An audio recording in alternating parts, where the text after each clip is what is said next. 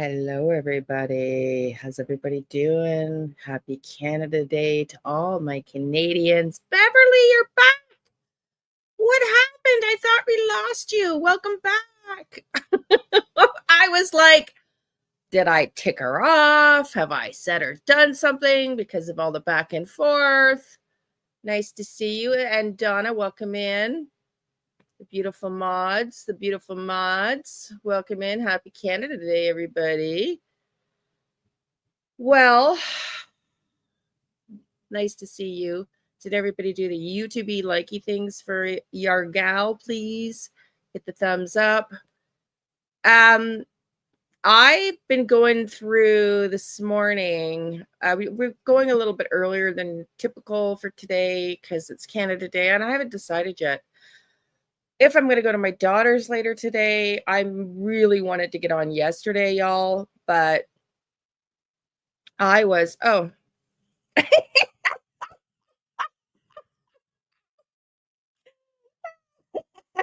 should check what I look like before you get the camera on.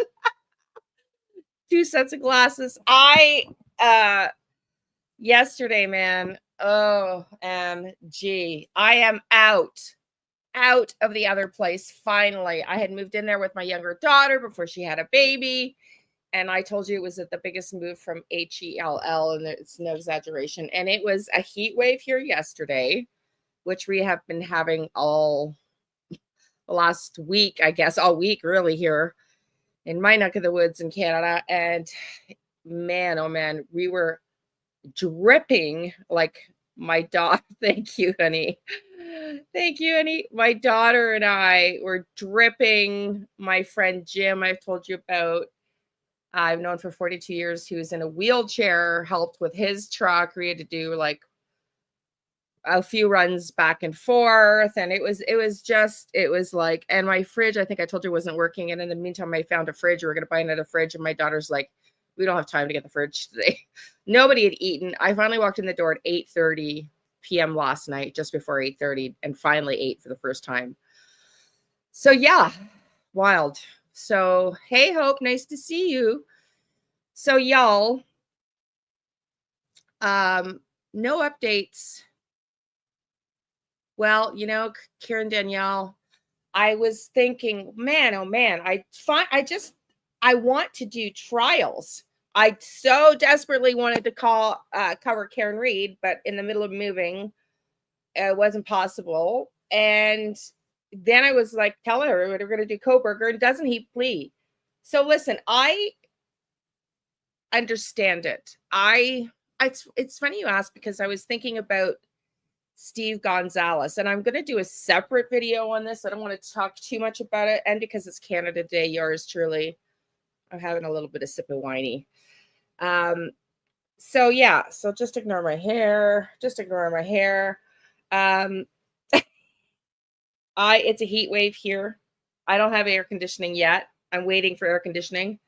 I've got all my food in the cooler again. I'm going round 2 because my daughter was like, we don't have time to pick up the fridge today. And I found a secondhand fridge from the one I just bought, was apparently working, and arrived not working. And sometimes a secondhand fridge, you can damage them when they're moving, right? Yes. Happy Canada Day, Lois, and everybody else in Canada.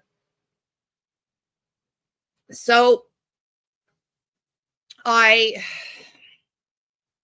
about Bryan Kohberger, I was shocked. I was absolutely shocked to hear that he pled out. However, I think it's the right thing to do. I do. I think it's the right thing to do. And I was thinking about Steve Gonzalez, who went on News Nation yesterday. I was up last night. All I did last night was cry over dad. His pictures keep coming up. Like, I get a new picture of my dad. It was started 3 or 4 a day, and in the last 24 hours, it's like every couple of minutes I get a new picture of him flashing on my screen. So I also feel a little bit better. I spoke with the funeral director on the drive, one of the drives over yesterday, or not the funeral director, the executive CEO who ran the long-term care home. And I was like, why would you not call me?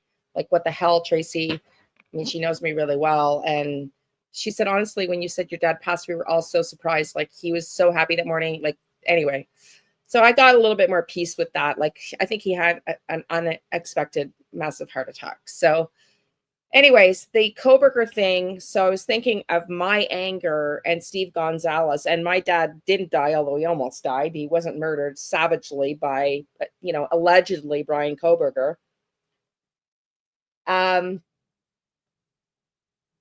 And I feel for him, but the thing is, I've, watched enough trial to know, and listening to Peter Trigos and Melanie Little and all the attorneys in Karen Reid's case and all the other cases that I've watched and followed.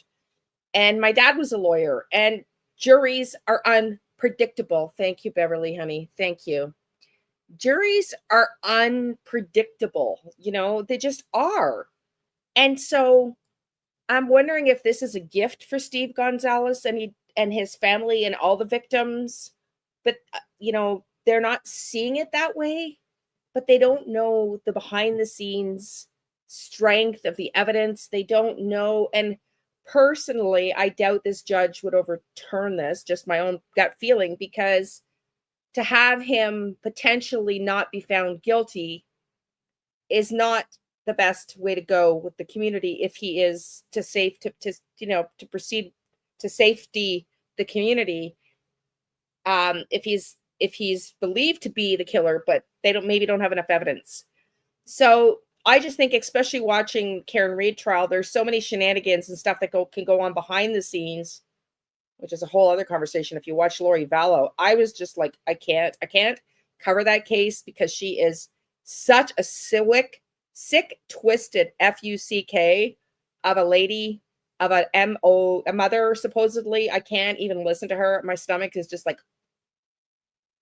I just can't. So I really feel for the Gonzalez family, and I feel for the families, but at the same in the same breath, I guess, and the same thinking about what's best, the outcome. Death row, and particularly in Idaho, there'll be appeals and appeals and appeals, according to all the lawyers' opinions, that could go on for 30 years, which is a cost to the taxpayers. It's a burden, and it's definitely not closure for the families. If they want the death penalty and he can appeal it for 30 years, like, how is that closure? And it just seems like to victimize everybody and all the witnesses and the cost of the trial, and to risk the potential that just one juror puts their foot down and says, no, I won't convict him. There's not enough evidence. There's too much reasonable doubt. One juror. And imagine, because I personally think he did it. Sorry, I know innocent until proven guilty. I just personally, in my gut feelings, my intuitive psychic sense, feels he's guilty. And I just would hate to see him ever see the light of day again. And if he has taken a plea deal, you tell me what you think. Okay. I realize his attorney speaks on his behalf, but I absolutely think he was pulling strings behind the scenes. There's no way that guy studies criminology to the extent he did, and he's not putting in his input. Okay. So for him to agree to this also means he, in my opinion, given his personality, is likely guilty and not an innocent person succumbing because of the evidence mounted against him. With DNA is DNA on the knife sheath, I don't believe that this is a case of the cops didn't do their job like Karen Reid. I think the cops did their job. I think they did it very well. And I think there is a lot of evidence against him. And I think Kohberger's like, hey, at least I live. At least I live. And Peter Tragos's dad, George Tragos, was talking about it and saying, like, in the prosecuting attorney's opinion and the judge's opinion, that is way better an outcome, that he's never going to see the light of day, than the potential, the little itty bitty potential that one juror just says, I ain't doing it, and he goes free. That would be catastrophic.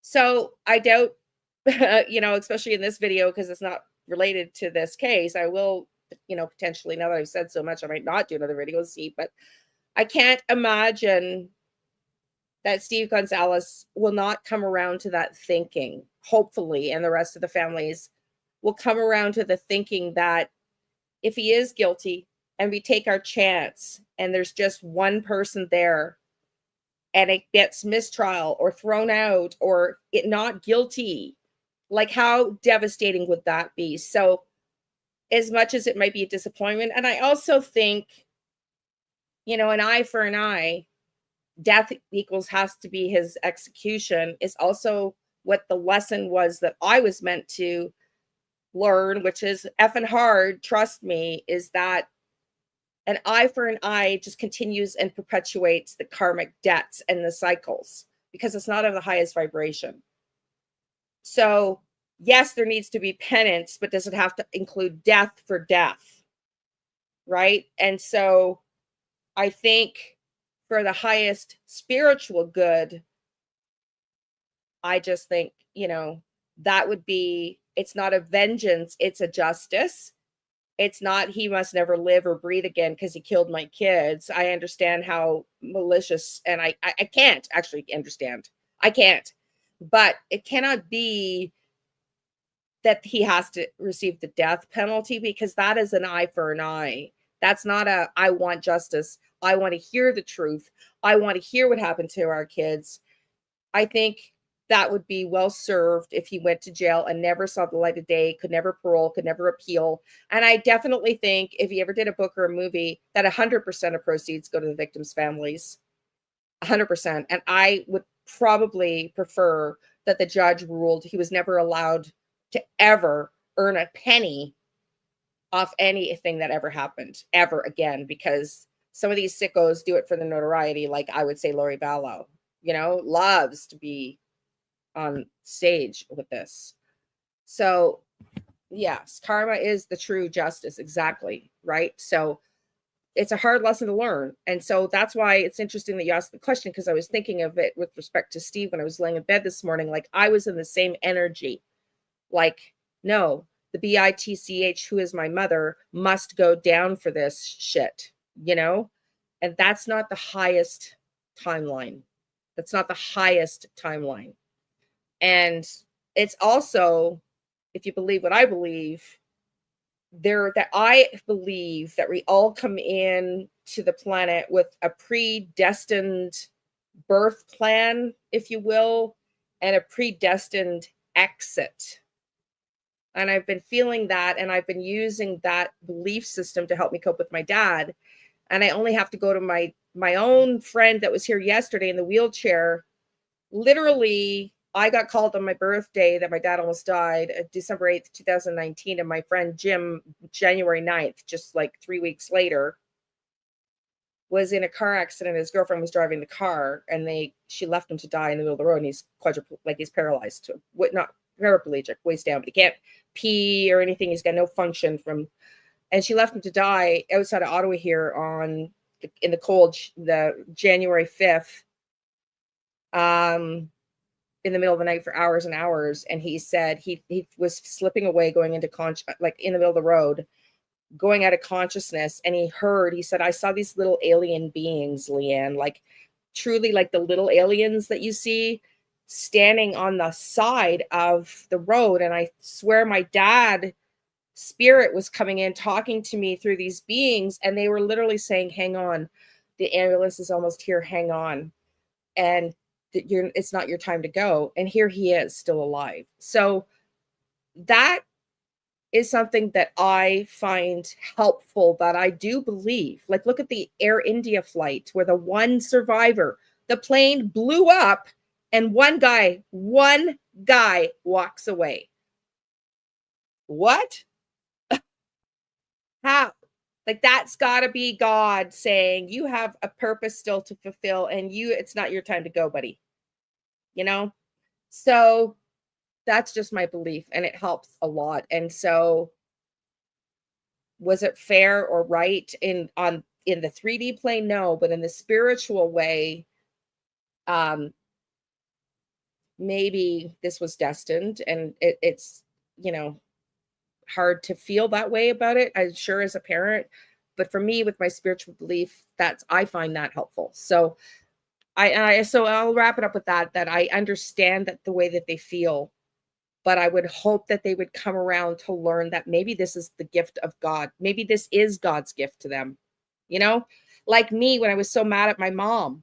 Well, I got to help my dad for the last 6 years of his life and show him what true love meant, because he never got it from my sister or my mother or his family, his birth family for that matter. I mean, I messaged and emailed my uncle, his brother, that he died, and I got Zippo back. Okay. That's the family life my dad had.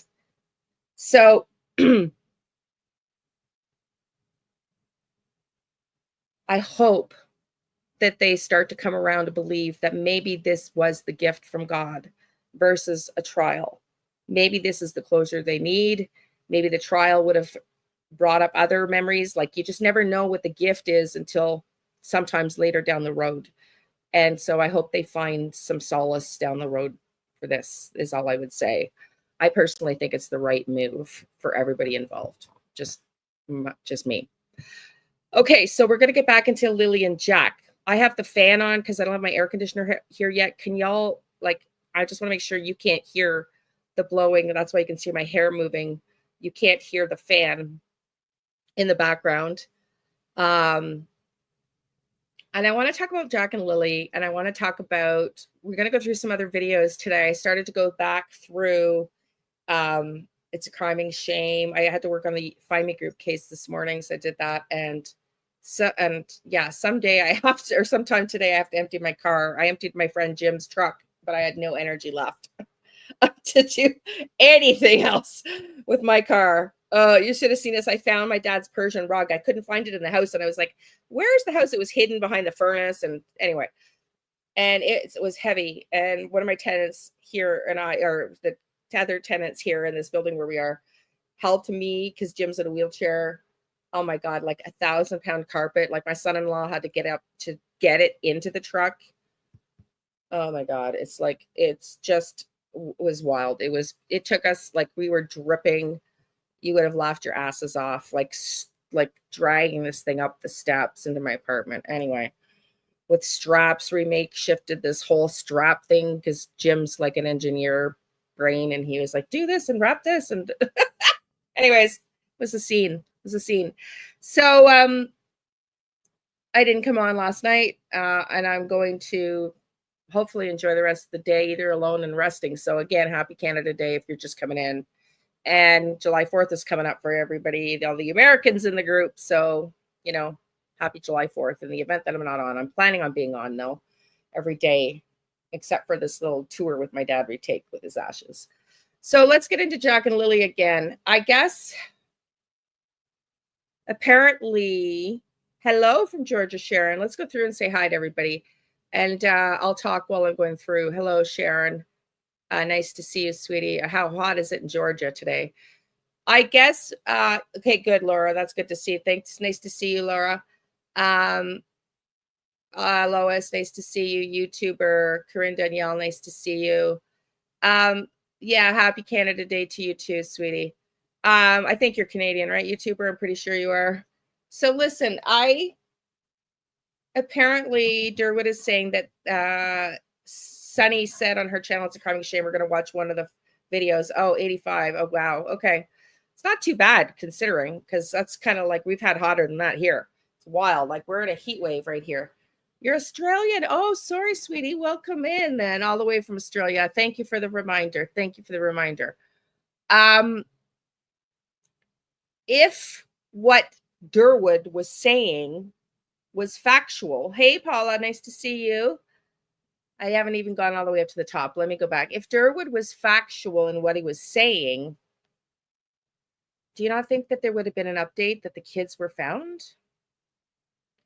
If Malaya had the kids, like he was saying, and if the police have gone to spoken to him, like apparently Sunny is saying, we're going to watch the video that she says that in, but I think she says it before I start it. It's the one that the latest video she just did, I think last night. Apparently, Durwood is claiming, whether it was on Dolly's or hers, that the police came to see him Friday. That would have been a few days back. which makes sense timeline-wise from my experience with them, with what I was telling them I thought was going down. And I'm not saying that they took my information solely, because from what I understand, Dolly called and several people called about Durwood's statements, from what I understand, including Sunny herself and Brent, I think, from that channel, or Kent, rather. So I think they had a lot of calls. But his story has changed a few times. And so I want to analyze a little bit about what's been going on, and then we're going to do a little reading at the end to see if they are still alive, because I am getting that they're not now, and I really hope I'm wrong, and I want to validate that. And then maybe let's see if we can look at location. It's going to be really hard to do with this setup right now, but I can try to pin location. I just find his story seems not realistic. If the police had spoken to him on Friday. At first, he said he gave a statement. Remember, on the weekend, he went into a different dispatch and gave a statement. And then he said, no, he didn't give a statement. He called and no one called him back. So did they speak to him on Friday? I don't know. But if they spoke with him on Friday, today's Tuesday, they would have validated or not by now the information he was stating. I don't know. Now, having said that, we're going to watch a video with Joseph Morris. I know y'all, some of you are going to comment, oh, don't trust Joseph Morris. I'm not showing the information, stating he's credible or he's not. I just want you to hear what he's reading, which is that they don't have legal authority yet to go on that reserve. If that's factual, that's something to take into consideration, because if that's the case, that would explain why, if Durwood is correct, why they have yet to find them. But he also said they were in the United States, and then there was a post of her on the beach. So I just find his story not credible in some ways, but I don't find any of their stories credible, to be honest with you. I don't find Malaya's story credible. I don't find Daniel's story credible. And as much as Belinda's coming out and speaking, and I think she's great for doing that, she's the biological grandmother, I just think a little late to be involved in their life when you walked out for 3 years. And I'm not trying to be critical. That's just how I feel. Like, maybe these kids would be alive or not missing today if they are deceased, and we wouldn't be in this predicament if they'd had a father figure in their life that actually cared about them, and a grandmother. I don't know. It's weird, because I didn't feel like saying that about Robin Rogers when a lot of other people were criticizing her. I really didn't feel like that. But in this case, I do, because 3 years to not be involved in someone's life, like Jack's 4. Like Jack's 4. So it's not that I don't think she's credible. I just want to know why she's turning on Malaya, who she, in her own words in an interview, said was a great mother. And then she's up on Sunny's It's a Crime and Shame panel disclosing Malaya's texts. Like, who are you, who haven't been in their life for 3 years, to start meddling and turning on the mom like that? Did she give you permission for that? I just find all of them to be uncredible. I just don't believe 100% any of them.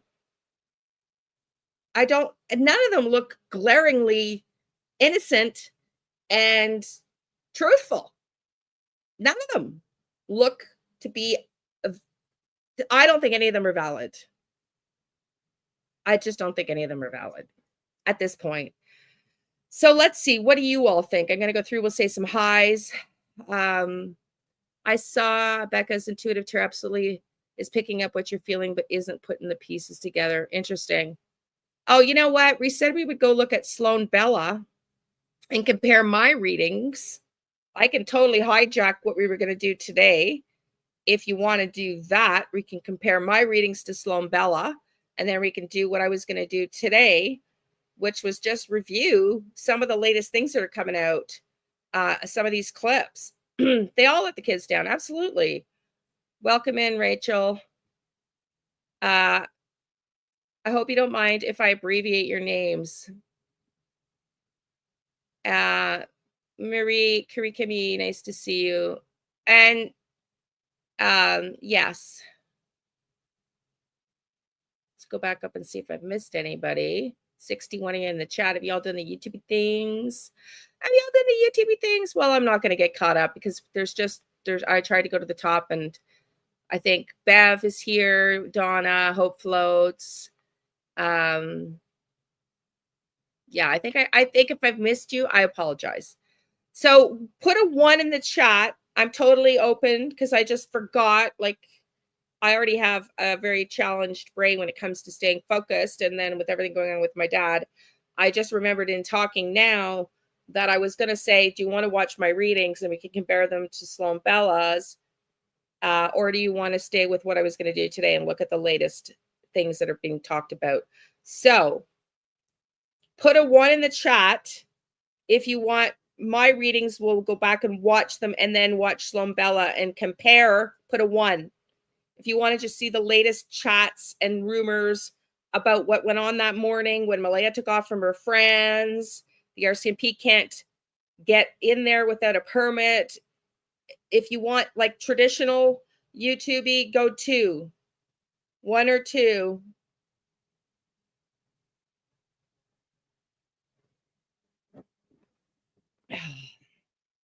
No 2s so far. No 2s so far. Okay. Well, then let's do that. Let's do that. Give me a minute to go and pull up my older videos.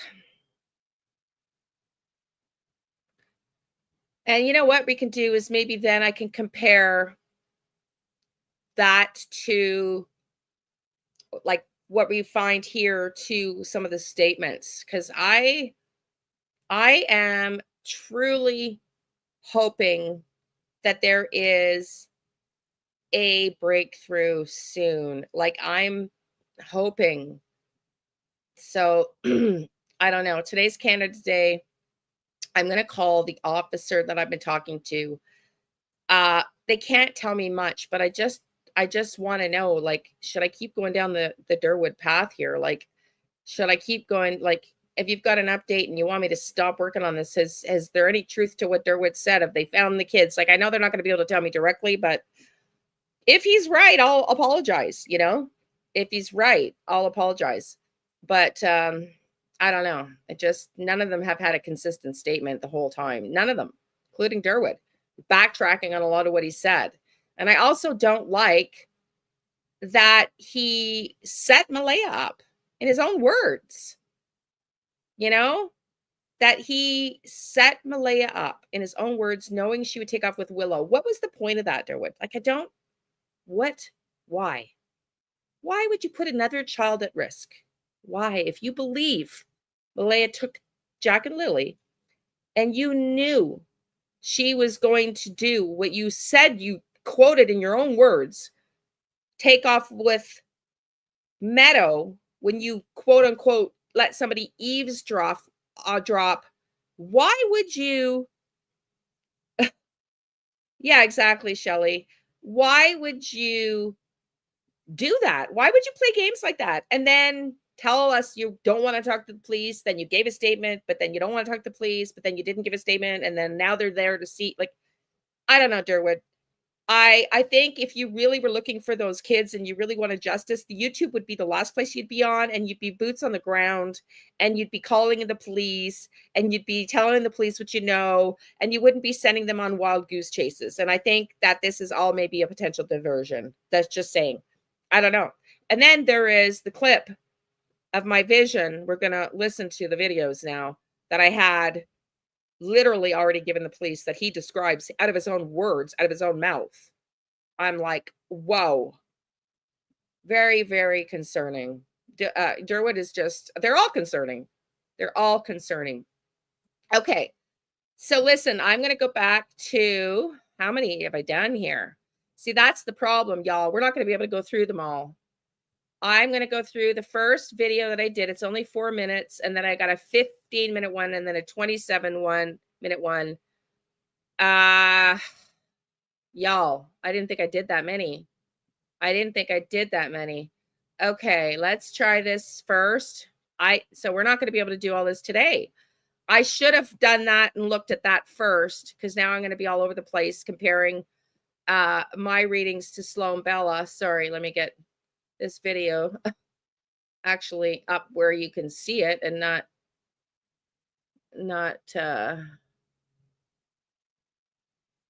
if I had looked at how many videos I'd done, I would have done what I had planned for today, and then we could have started. But I will do another video on what I had planned for today. And for now, let's just compare what I was getting to Sloan Bella.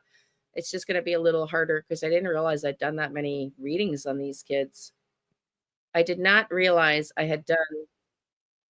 Okay. I think this is the one. It was done a month ago. I think this is the one that Durwood came out and called me a lunatic on.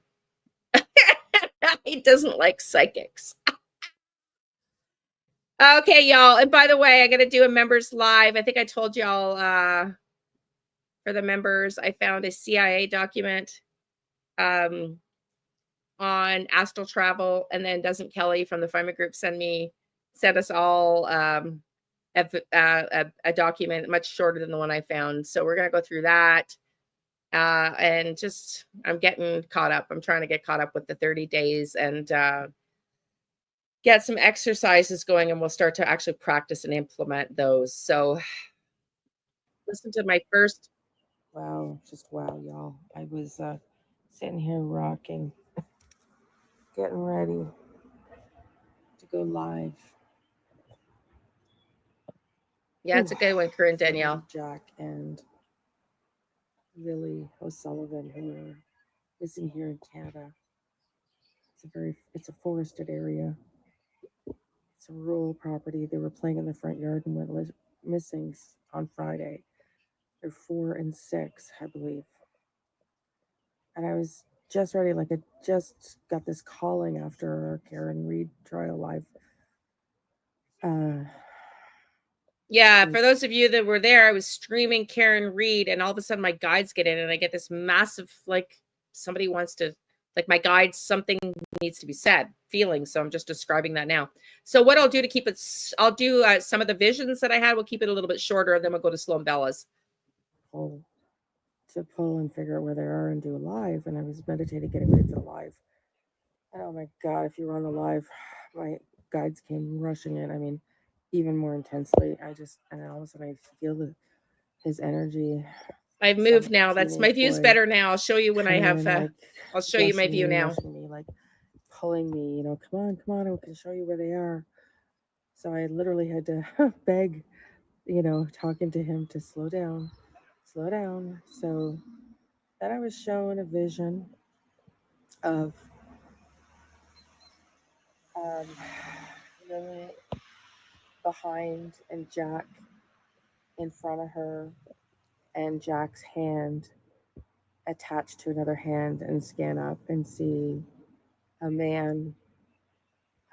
They're walking through a field. It's like a cornfield or something, and it's not too high though, so long grass, I'd say. Like, it's definitely a farm country, I would say. And I'm seeing a vision of a man who's got baggy jeans on.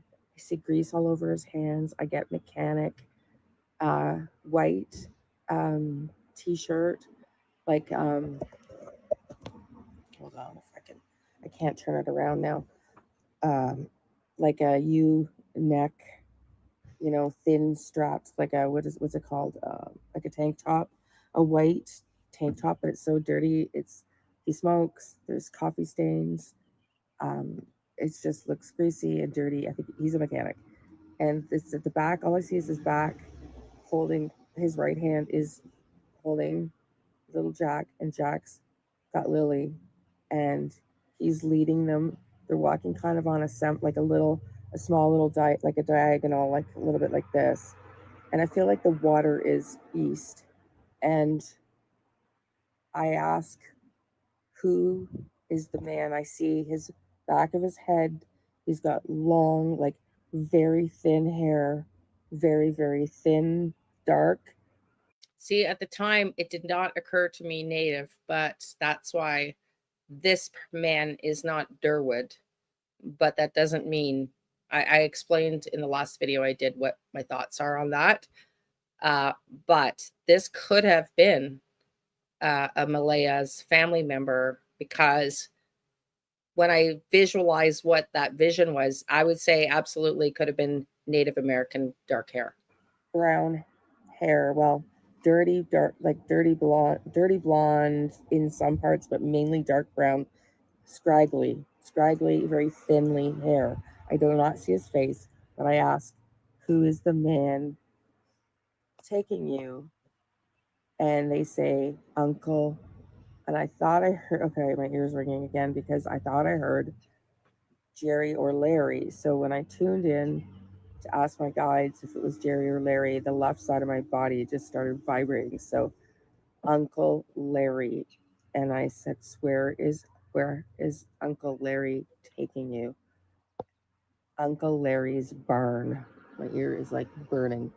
Uncle Larry's barn is what I got. So my intent was to do a live, but y'all, it came in as a vision, and let's just see if anybody wants me to keep following this case, because I don't know if there's an Uncle Larry, but that's what I heard. Okay, so when I talked to the police officer, I heard, well, this is what he said, and I can show you the clip because I time stamped it for the RCMP. When he said, I came out from behind the barn working on my toys, I listened to that clip. I can go to that clip now, because if you just bear with me, because we're doing this impromptu, I sent the timestamp of when that was said. And is it in this email? No, I sent it from my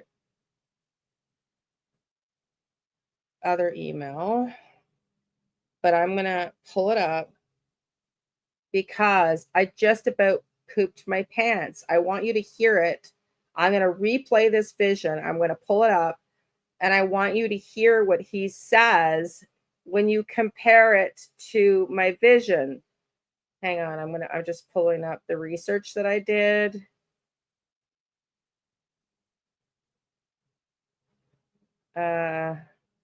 Oh yeah, he blamed also the RCMP for why his Facebook channel got taken down. And then I heard on Dolly's he blamed it for some other reason. Okay, let's go. I got the communications. I just need to find the video of Sunny's. Just bear with me. My apologies, everybody. My apologies. I want to replay this, and then I want you to listen to this clip. And then you tell me if you have the same visceral response I did.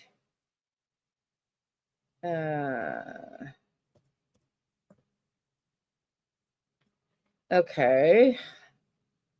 Hang on, sorry.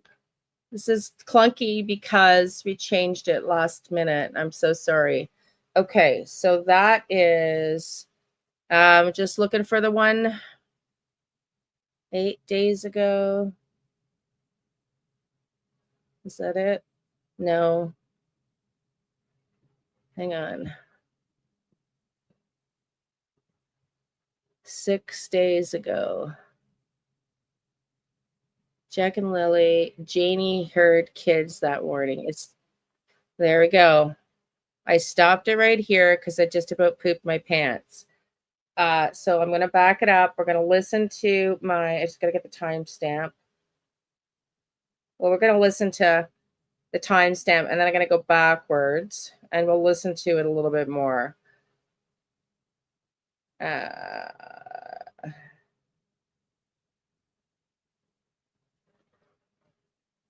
Okay. Okay, no, so it is coming up. 20. Okay. So let me play my vision again and then listen to this right after. Wow, just wow, y'all. I was sitting here rocking, getting ready to go live. Whew, for little Jack and Lily O'Sullivan, who are visiting here in Canada. It's a forested area. It's a rural property. They were playing in the front yard and went missing on Friday. They're 4 and 6, I believe. And I was just ready, like I just got this calling after our Karen Reed trial live to pull and figure out where they are and do a live. And I was meditating, getting ready for the live. And oh my God, if you were on the live, my guides came rushing in. I mean, even more intensely. And then all of a sudden I feel his energy, some teenage boy coming in, like rushing me, like pulling me, come on, I can show you where they are. So I literally had to beg, talking to him to slow down.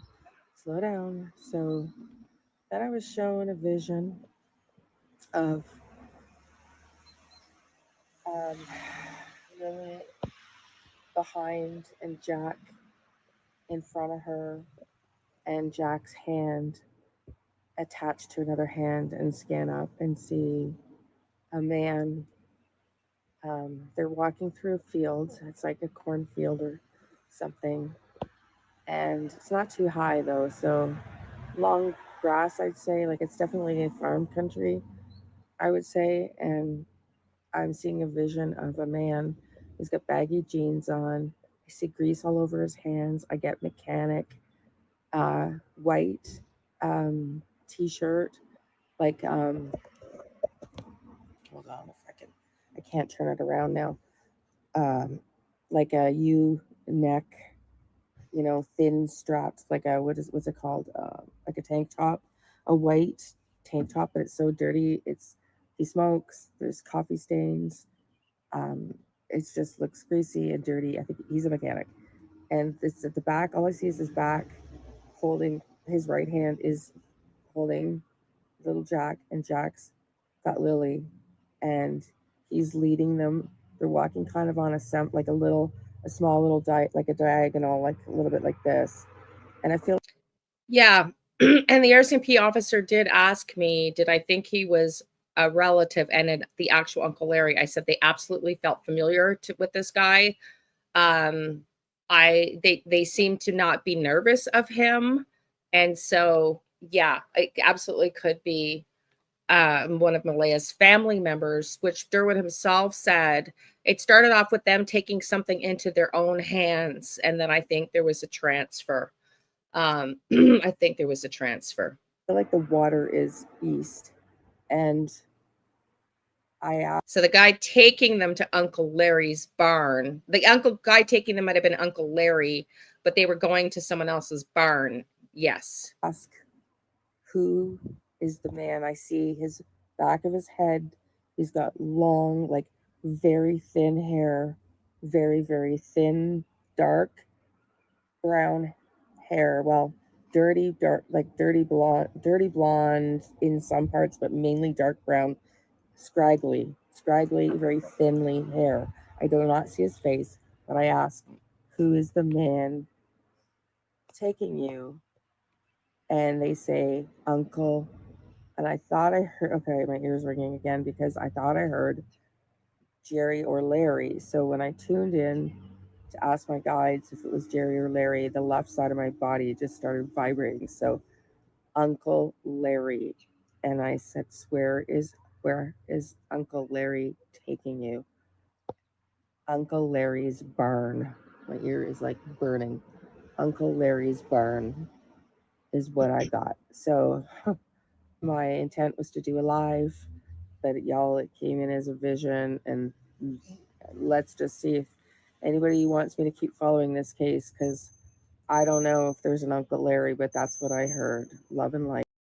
Okay, so this was the very first video I did. And hang on. The heck was that? That was the very first video I did. And I want you now to compare to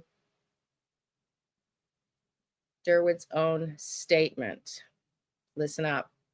And apparently, like, they were worried about Daniel's friends and that were staying away from him because they didn't want to get involved or get touched with that stuff. So, and like I said, if Daniel's online, I hope Janie's here too. So So one day I was working in behind my barn in Foster Avenue where I work on my junk. I'm retired, but when I heard that in the dark, I got every single fiber of my body lit up. Every single fiber of my body lit up. I was working on my junk in my yard. I thought you were homeless. Now I want, and the police officer that I spoke with said, was it a real burn? I said, I don't know. Well, now I wonder. We're going to play that again. Tell me what you feel when you hear this.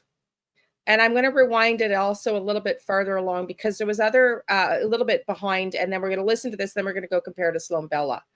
The other vision I had though on, his barn. Yeah, exactly. So Sloan Bella said in a different live one, asked about Lilly and Jack that they were sold. Interesting. Okay.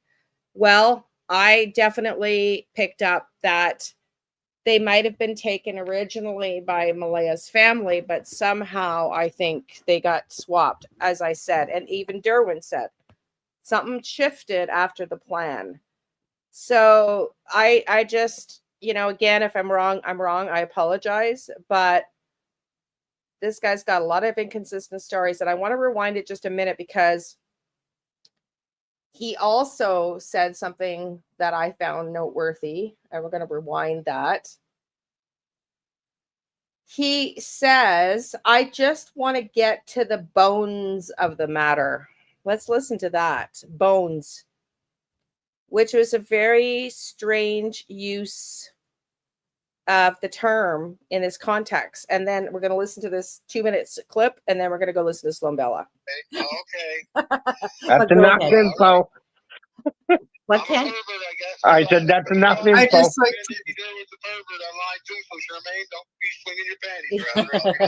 Okay, so that's another thing. I heard he talks about sex a lot, Derwood. Okay. I told the police I believe this person has some sexual deviant behavior. And you're on YouTube, okay? I just heard him talking about Charmaine's panties, and he's talking about something else on Dolly, on why he had to change his name on Facebook because he was doing some naughty things. So he blames it on the police. He blames it on the police for shutting him down out of his own mouth. So he changed his name on Facebook so that he could get back onto Facebook. Well, I live in Canada, and the only people they shut down on Facebook are people that speak against the government or people that might have nefarious intents with respect to kill children. Okay, so I don't know for a fact this is him, but he's always listened from now on to how much he references sex. And I think when you're talking about missing kids and you're on YouTube, I just think it's just completely inappropriate. And he also talks about how people should not be online without their true identity while he's doing that very thing. So I don't know, man. This guy really irks me. And Sunny, it's a crime and shame. I think she's doing a great job bringing in all the family members. I just think she's, maybe presenting a storyline for her lives that is more in support of him than she really is, just to keep him coming back. And if I'm wrong and she actually believes him, then her spidey sense skills need some brushing up, is all I would say. Okay, go ahead, Darren. I'd just like to say really quickly that I wasn't, and everybody should remember, I doubt and still doubt Darren's sources. It wasn't that I thought Darren was being disingenuous to anybody. I have a hard time trusting anybody, but especially if we don't have receipts. So I just wanted to point that out. No apology necessary. You didn't piss me off. The entire situation pissed me off. Just, you know what I mean? So I'm looking forward to hearing what you have to say. Yep. Listen, we got this thing here. People that do care and are involved in this a little bit. This got so out of hand that it carried us all the way. Yeah, I think so. Including you too, Darren. Now, this person on Sunny's channel believes Darren 100%. It's because it's not a normal situation. It isn't. Like, it's not. Jesus. You know. But go ahead. Tell us all. Well, his real name, according to himself, is not Derwood O'Grady. It's Darren, Darin Geddes, Gedes. But, you know, do you believe that too? Do you believe that too? Not sure. About this not normal situation. Where to listen? Right. Where do I start? You know what? I want to stick. Go ahead. I want to stick to the bones. This thing now. Okay. And he emphasizes bones. That's a very unusual choice of words, Derwood. Listen to that again. I have a hard time trusting anybody. It isn't. Like, it's not. Jesus. You know. But go ahead. Tell us all about this not normal situation. Where to listen? Right. Where do I start? You know what? I want to stick. Go ahead. I want to stick to the bones. This thing now. Because, Okay. To the bones of this thing. Of all the choices of words, of all the word choices. Now, we know from watching They're Never a Truer Word and Deceptive Detective and the Body Behavioral Panel and body language experts and voice analysts and behavior analysts that, you know, some of the things that CP said could have been considered, you'll never find Sebastian. You'll be studying this for a long time. Those strange statements. This one wouldn't be considered as glaring as that, but to me, it definitely raised some shivers on my arms. I've said once I got into this on about a week and a half into this after the kids disappeared, because like I said, there was a period there. It's a statement. It's a slang statement, but I just think given what we're talking about in the moment, it's very curious. Hey, Chris, nice to see you, sweetie. I think in this moment, it's very curious, and I just think it's an interesting choice of words that he made. To the root cause, let's just talk about the basics of this matter. Let's just get back to the start. There's all kinds of alternative choice words he could have used. I just think everybody's talking about Daniel referencing water. Well, I'm just referencing him talking about bones. When I never even realized it was Patty's family's kids. I heard in Stellarton, that's where we go to Tim Hortons, a bunch of us idiots, and I heard there was kids missing, but out of Lansdowne. And that somebody had abducted 2 kids is what we heard for the first while on the side of the road. So initially, I never knew it was Patty's kids and Malaya's kids. I heard. Initially, you didn't. That there was a guy named Daniel that was supposed to have killed his 2 kids, and that's all I heard. So it was just by fluke. And if Daniel's listening, he can tell you this is the truth. Oh, by the way, people, I never worked with Daniel. I never said I worked with Daniel. My youngest son worked with Daniel up at the mill. Okay, thank you. Okay, thank you. Now, I also said family relation that works with Daniel. Yeah, exactly.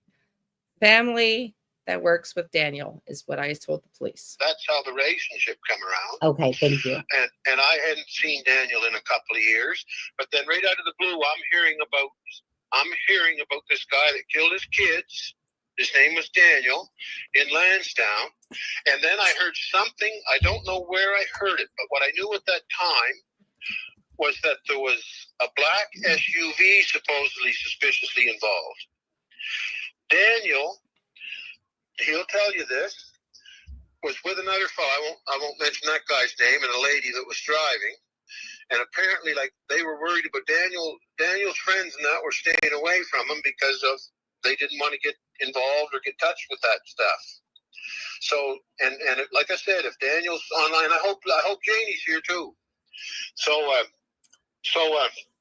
one day I was working in behind my barn in Foster Avenue where I work on my junk. Just I'm retired, but I go back to the old property and I got a barn back there and my tools and a bunch of old junks back there. So I just go there to play now. Really fix up.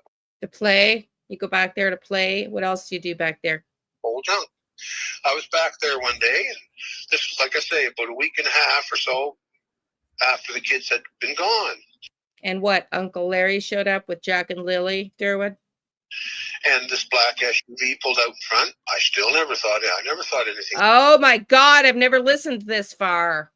I've never listened this far because I was so freaked out at that, listening to that in the dark. I know. My second vision that I had that I told you all, which I'm sure I'll remind you of, which I also told the police, was Daniel's brother, rather, coming in the kitchen, slamming the door open and freaking out on Malaya because she skimmed something off the top and owed the family business some money. I'm just like, I thought he was homeless. Remember? Just a couple days ago, he flashed on the screen. He said he was homeless. Of it. And so I walked out front just to see who it was. So it was a lady driving who doesn't need to be named and it was another guy with Daniel. Janie? And it was Daniel. Daniel got out of the rig. And this other guy I know. This other guy used to work with my youngest son too, by coincidence, as another lady. So when they were down the road, the other guy and the girl brought Daniel into town because he hadn't eaten in a few days and he looked pretty gaunt. So they brought him in town to buy him a slice of pizza and get him straightened up. Oh, by the way, I'm going to slip one more thing in there. Yes, people, I talked to the Mounties. I talked to the major crime unit. Now, this is 6 days ago. He's now redacted that and said, no, I didn't talk to them. They never called me back on the weekend. Well, I called them on the weekend and they called me back, Derwood. So listen to this. I've already played and shown, I believe, when he later says, no, I left them a message. They never called me back. Which is it, Derwood? About 2.5 weeks into this, I talked to the Westville police. I made statements to them because I had to get stuff documented at certain times when you couldn't get a hold of the major crime unit. I documented statements with the Westville police, the Stellarton police, major crime, and regular Mounties through this. So let's blow that away. Really? Because when I talked to them, they had no idea who you were. Not one of them. 2 of them told me that. 2 RCMP crime units officers said they hadn't heard of him. Not 1, 2. Then he comes on and says, no, they never called me back on the weekend. And Sonny goes and validates. I'm sorry, Sonny. I also called them and they didn't call me back. And I actually typed in her chat, well, I called them also on the weekend and they called me back. So I call BS. I didn't say the I call BS piece, but I noticed Sonny didn't pull up my chat and didn't highlight what I said. She was validating what Derwood was saying. No, after he changed his story, this is a 6 day ago clip we're listening to. Just a couple days ago, he redacted that and said, no, I called them. They never called me back. So you gave a statement or you didn't. I'm not clear, Derwood, but those are very different things that you don't have a memory forgetfulness about. That I wasn't talking to the cops because I was talking to them all to documents because there was certain times in this where things were getting rough. And I wanted certain people to know that I was putting this information up because welcome back in. Jordan just made me from April. The major Welcome crime in. Unit. He was threatening me with withholding. Welcome in. You just so you know, I do all kinds of things here, and some of which are on the paranormal side. I work as a psychic medium with the Find Me group. So if I start talking about visions and all, just so you know, but we're really happy to have you. Welcome in.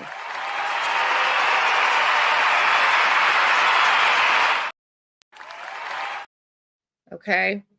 So let's listen in some more. Evidence and giving false information and telling me to stay off the internet and all this. And I was fighting with them because this thing should have been cleared up in at least 3 days. Shouldn't have taken 2 days if it wasn't on the weekend. This should have been cleared up in 3 days. So anyway, yeah.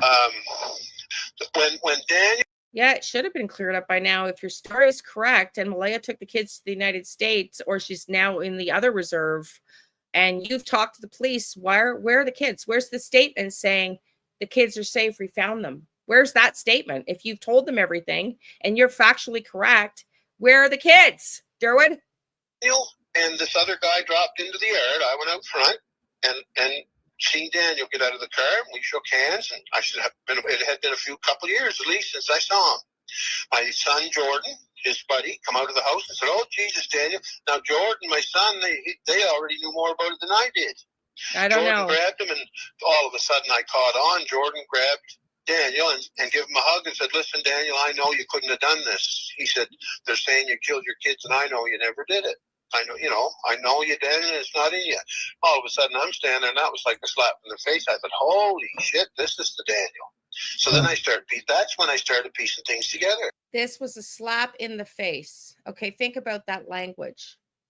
This was a slap in the face. I didn't know they were Janie's grandkids. I didn't know they were Daniel's kids. And all of a sudden, I get a slap in the face. Why was Daniel showing up on his property anyways? Did Daniel get wind that maybe Derwood had them? What the hell? What the hang? Oh, yeah, Chris, he's creepy. I had to block him because he came on calling me a nutbag. Apparently, he would have been, one of those old school people that burned witches at the stake back in Salem days, because he doesn't like psychics.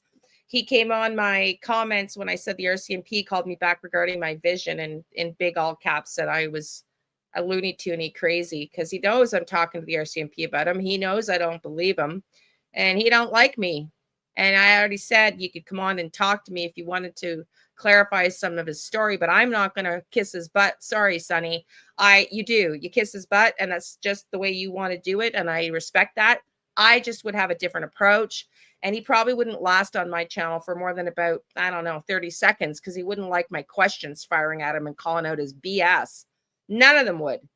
The person that I happen to believe is the most innocent in this, I know it's going to be shocking, is actually Malaya.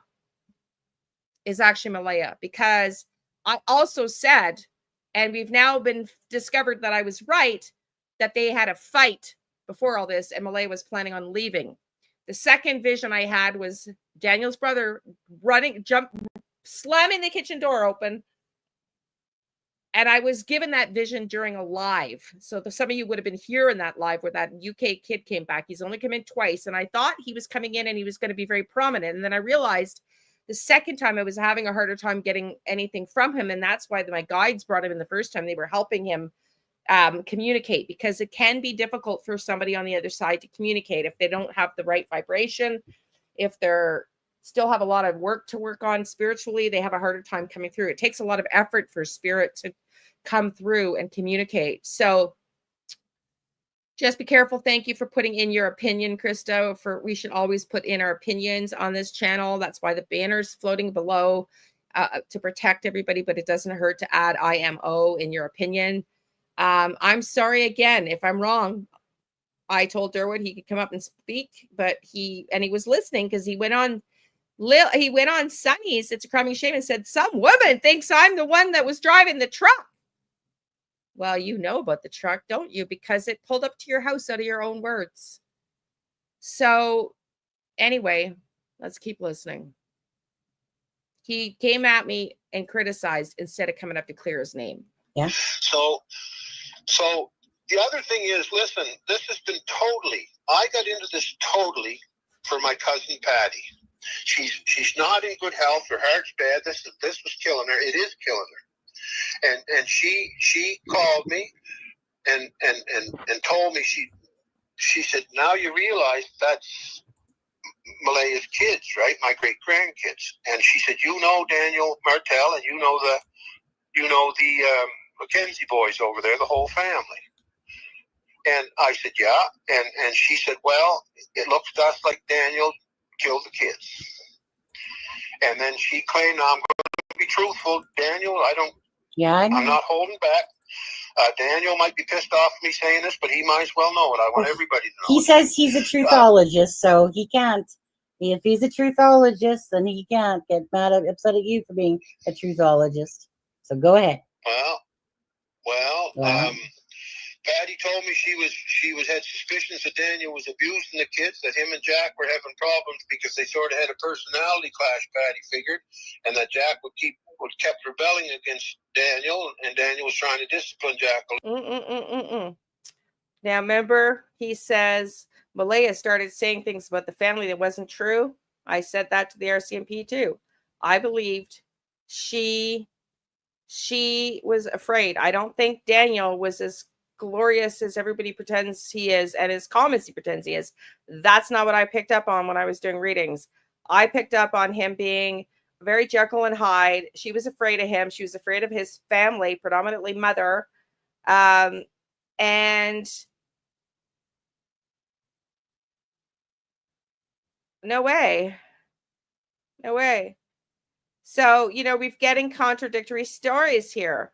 And I think Malaya was afraid. And I think the CPS were learning that CPS may have been involved prior to the children going missing. And I think that was Malaya who was trying to get out of there because of her fear of what was going on in the home with her mother and Daniel. And that's what I picked up on at the very beginning, right after this first vision. I think the very first reading I had came out with this. And it was contrary at the time to public opinion. Tomorrow's going to be the second month that these kids go missing. And this was within days. And it was a very contradictory, controversial statement. And I remember even saying to the police, like, I know you think they're still missing in the backyard, but you got it wrong. And she was planning on leaving. She was afraid. And so I think she was talking to CPS, Malaya. That's what I believe that about the home environment. A little bit to whatever. But that's not my business, you see. I mentioned that to you before. Yeah. Between a man and a woman, if they're together and they're both staying together, nobody should interfere. And it's like I told Patty. Patty was sort of hinting for me to take a trip over to their place. And I told her, Patty, I won't do that because they're together, they're a couple. I can't go into their kitchen and start ordering people around. I said, but on the other hand. Oh, I can't go into their kitchen. What? I'm just hearing this for the first time. I can't go into their kitchen and start ordering them around. Well, someone did because that was my vision. And I thought it was Daniel's brother. Well, this is all alleged. Yeah, Chris, I know. This is all alleged. Right? If Malaya is scared to death or getting hurt, and if Malaya calls me and said, look, I want out of here with the kids and Daniel won't let me out. Now, you got to realize I know Daniel, too. I'm not taking one side. Yeah, but you said you hadn't seen him in years, dude. So which is it? You're a relative of hers, and you're on YouTube talking shit about her. And yet you haven't seen Daniel because it's your son that works with him, but now you know him too. What? Make that make sense. You know of him or you know him? Or the other. Yep. Yeah. But I told her, I told her if Malaya did that herself and asked me to take her out of there, that I'd go over and take her and the kids out of there and take them to Patty's or wherever they wanted to go to figure they were safe. And that's not going against Daniel. That if there was problems between them, that would actually be doing Daniel a favor too. So I don't really believe Daniel was abused over. I think a slap on the arse or something like that was happening once in a while, but I think Jack was getting marked up. Jack was getting marked up. He was a digger. He was into rocks and bugs and branches. And I mean, a little fella gets dinged up when they do that stuff, especially out in the woods here and stuff like that. I'm not sure. Carla, I think you're way off. And I think Daniel might have been a little bit more than spanking. If the truth of the rumors, if the rumors that CPS was already involved is factual, then what I picked up on is that's why Malaya was leaving. It was not safe there. She had discovered things about the family, the business. They were threatening her if she took some money, that slamming and walking into the kitchen. Y'all. So that's how I got involved in this, you guys. And I'm going to tell you something. Okay. For all That's how I got involved, because a black truck showed up to my barn when I was working on my tools. That's how I got involved, because I told the police that my vision felt like there was a short walk in the bush, but there was probably a car or an SUV not far away that took them to their intended location, which would have been the damn barn you just walked out of, Durwood. Y'all tell me honestly, Liane, am I going too far with this? Tell me, am I going too far with this? I just don't like this guy. I think he is way more involved than he is saying. He knows way too many things that I saw as visions weeks before he came out and made these statements. Weeks before. the first section of this, everybody was screaming at me that I was helping Daniel, that I was clearing Daniel, that I was all for Daniel. I was, for the first 3 weeks, I was thinking Daniel might have did this. What do you mean, Truth Seeker? I thought he said Daniel and another guy showed up onto his property when he was working on his tools in the barn, and a black SUV showed up. But it wasn't his SUV, I don't think. Did I miss that? Please clarify. And I was looking for proof, and I was looking to go at Daniel. And I was hard on Daniel, too, for the first 3 weeks of this. There was no playing games between Daniel and I. And the more I found out, and believe this or not, believe it, because it is the truth. You can, and as far as receipts, the only goddamn receipts you girls get, now listen to this, is when you get sworn affidavits and sworn statements. This is YouTube. It's not a court of law. So when you get your receipts, you'll get them in a court of law. That's where you'll get your receipts. Right. So F you, Durwood, saying to Sonny, I ain't gonna prove to you jack shit. Wow, that's interesting. You have a theory about the kids. You don't want to talk to the police. You use a fictitious name.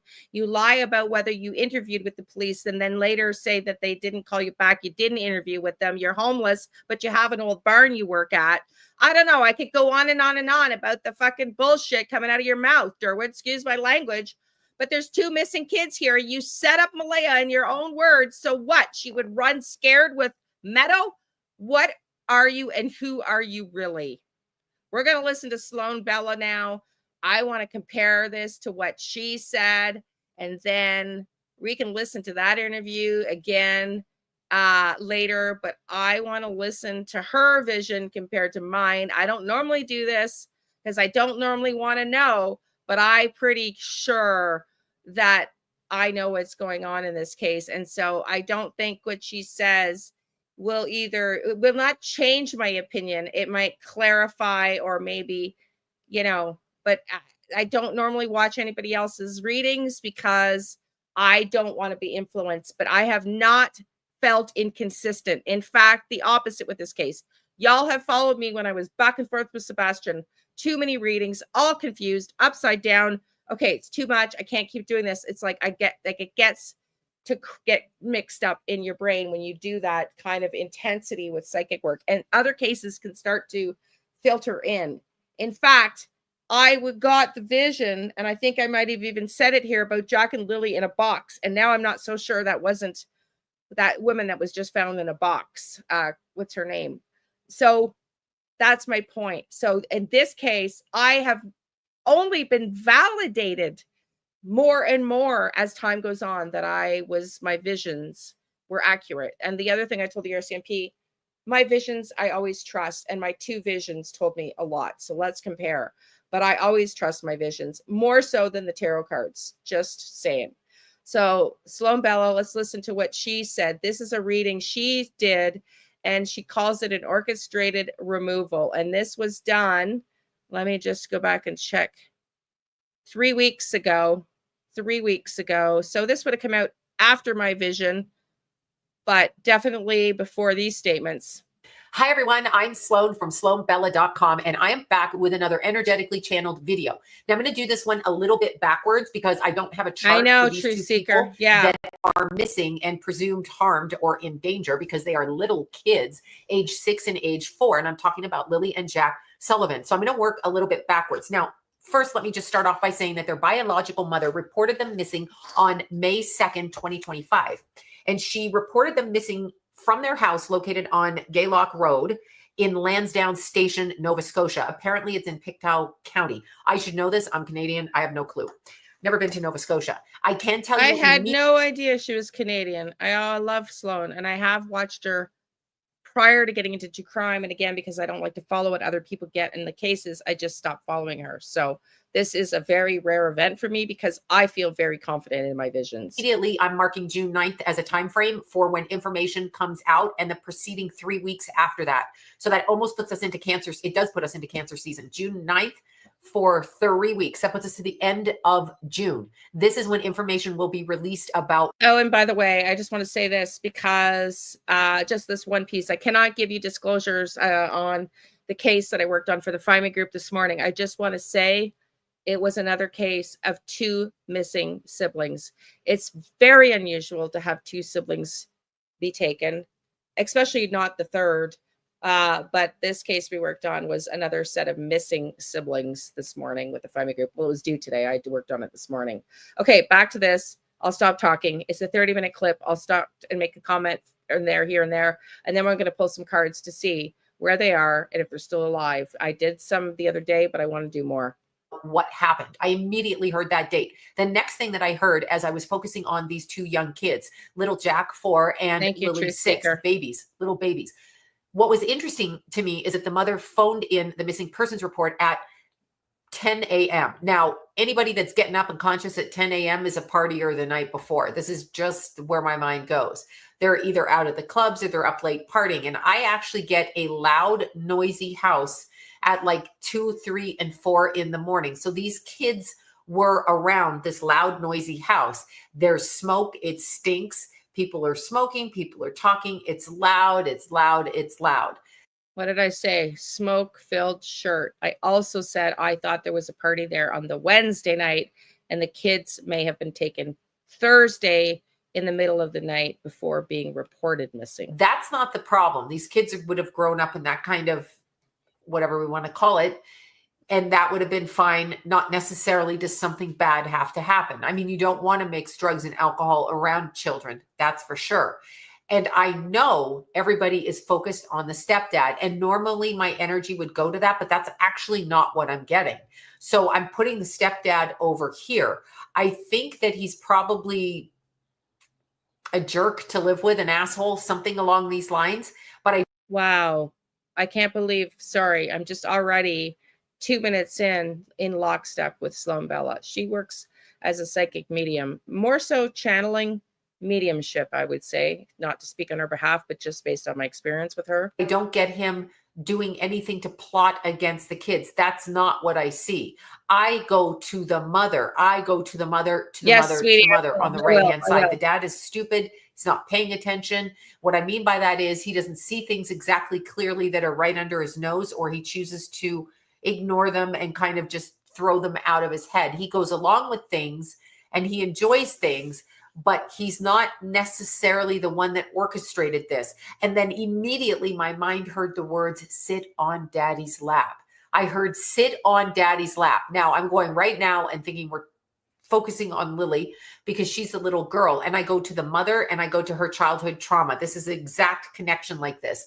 So sit on daddy's lap is somebody connected to the mother's side of the family and an older male person, older than the stepfather. Oh my God. The stepfather and not the Oh my God.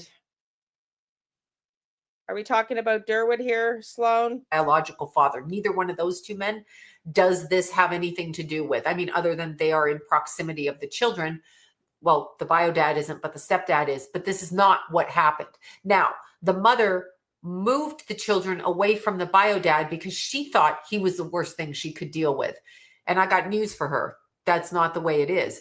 The sit on daddy's lap is the worst person you're dealing with. And then OMG. Immediately my mind goes to money being exchanged, drugs being done. My nose is stuffy. The minute I start recording this, I start sneezing and my nose is stuffy. So I'm going to drugs that you snort up the nose. I'm going to people talking, cigarettes and beer cans.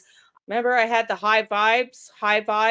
I also told the police I believe there was a rug business being run from that property through Daniel's mother and brother and that side of the family. and that there was a lot of drugs and that they were high. I also said this in my lives several times and also said this to the police. Kind of an unkept, unharmonious type of a party that happened a few days, if not the day or hours prior to those children going missing. Yep. Now, what's interesting is I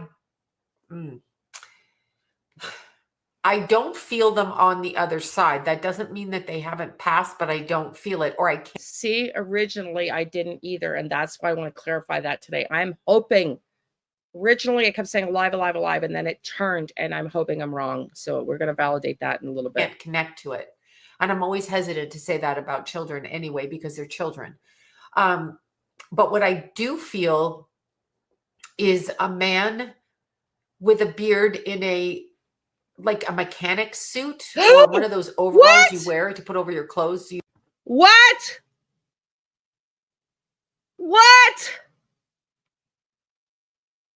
Oh my God, y'all. Oh my God. Oh my God.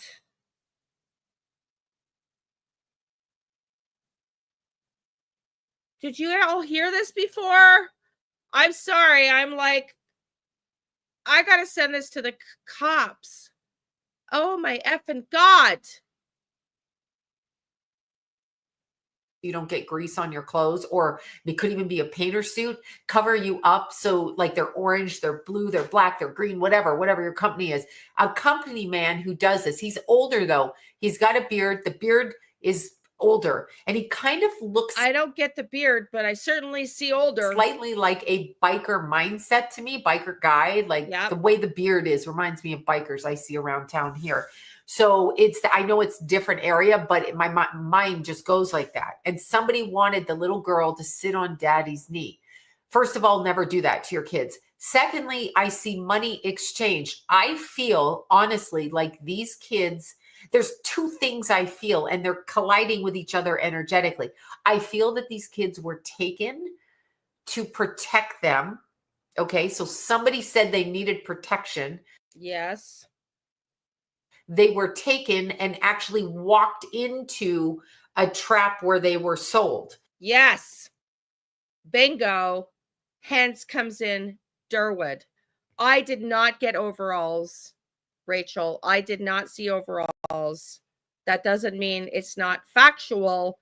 I said to the police officer, of everything in my vision, I can tell you without a shadow of a doubt, because the way spirit works with my visions is, hang on, and I'm getting my night visions back yet as well, y'all, which is wild because I'm looking when I'm dreaming and I get my premonition dreams. I said to the police officer, without a shadow of a doubt, this person is either a mechanic or just likes to play on his tools and his toys, because the first in my vision when they were being walked was the first thing I got goosebumps. Spirit brought me to, can't see here, my goosebumps, my validation. The first vision I was given was the hands being covered in mechanics grease. And I said to the police officer, that is hands down got to be accurate. You're looking for a mechanic or someone who works on like toys, whatever. And he said, was the barn real or fictitious? And I said, I don't know. Well, now I believe there was a real barn. Let's keep listening. So they were given for something. Sold doesn't always have to mean cash. It can be like, you take them and I'll give you this, or you do this. And I believe they were taken until the money came back as a threat to scare Malaya. And I'll do this. And then things went sour when the police got involved and things went downhill from there. That's what it feels like. So when I'm looking at it, and I can tell you their personalities, these kids are so different. Lilly is all about like, you pay attention to me. I'm dying to know what her birth chart is. She's like, you pay attention to me. I'm here. And if you don't pay attention to me, I'm going to do this till you pay attention to me. So she's the one that would be outside and like, you're trying to take the garbage out and she's throwing a snowball at the back of your head. She's being told not to do that. She's actually really rather funny, but she gets in a lot of trouble. almost like she's ADD, or she's like, I'm going to do that. I'm going to throw the ball over there. Whereas Jack is the kind of kid, he's sweet, he's muted. I think he's psychic, not autistic. I know they're going to say he's autistic. Sometimes smart kids don't talk when they're in dangerous situations. I'm going to put it like that. He's sensitive. I see him staring at, like, he's the kid that bends down in a creek and he looks at the frog on the rock and he stares at it and he's like, you know, staring at it and really observing it. And he's also very heightenedly aware of what's around him. He's a psychic kid.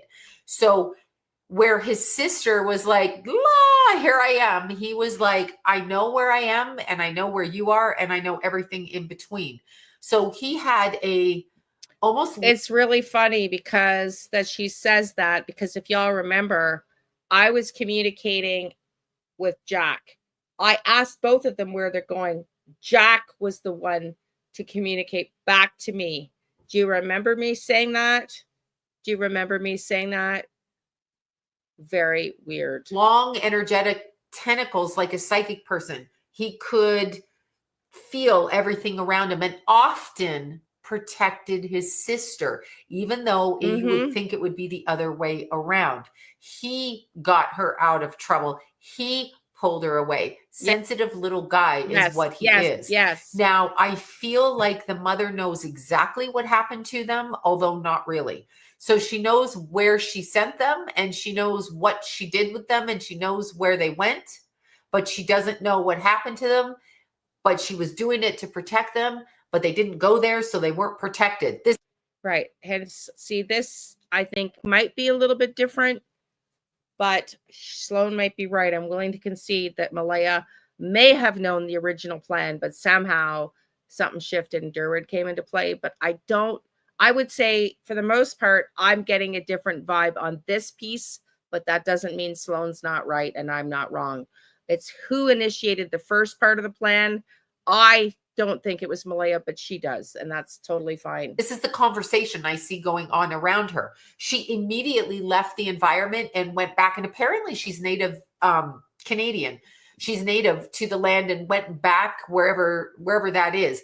But what happened to her kids is a family patterning from childhood that she herself experienced. So this is a cycle that she's in, family patterning. I am looking, and I think Jack has like a very flight or fright kind of response to things. So he stops and kind of stares and then looks away and you can't get him to move. It's almost like he's standing there saying, I'm invisible, I'm invisible. The kids are kind of in two separate areas. I can't see them as dead. I don't know what happened to them. I don't know what happened to them. I don't know what happened to them.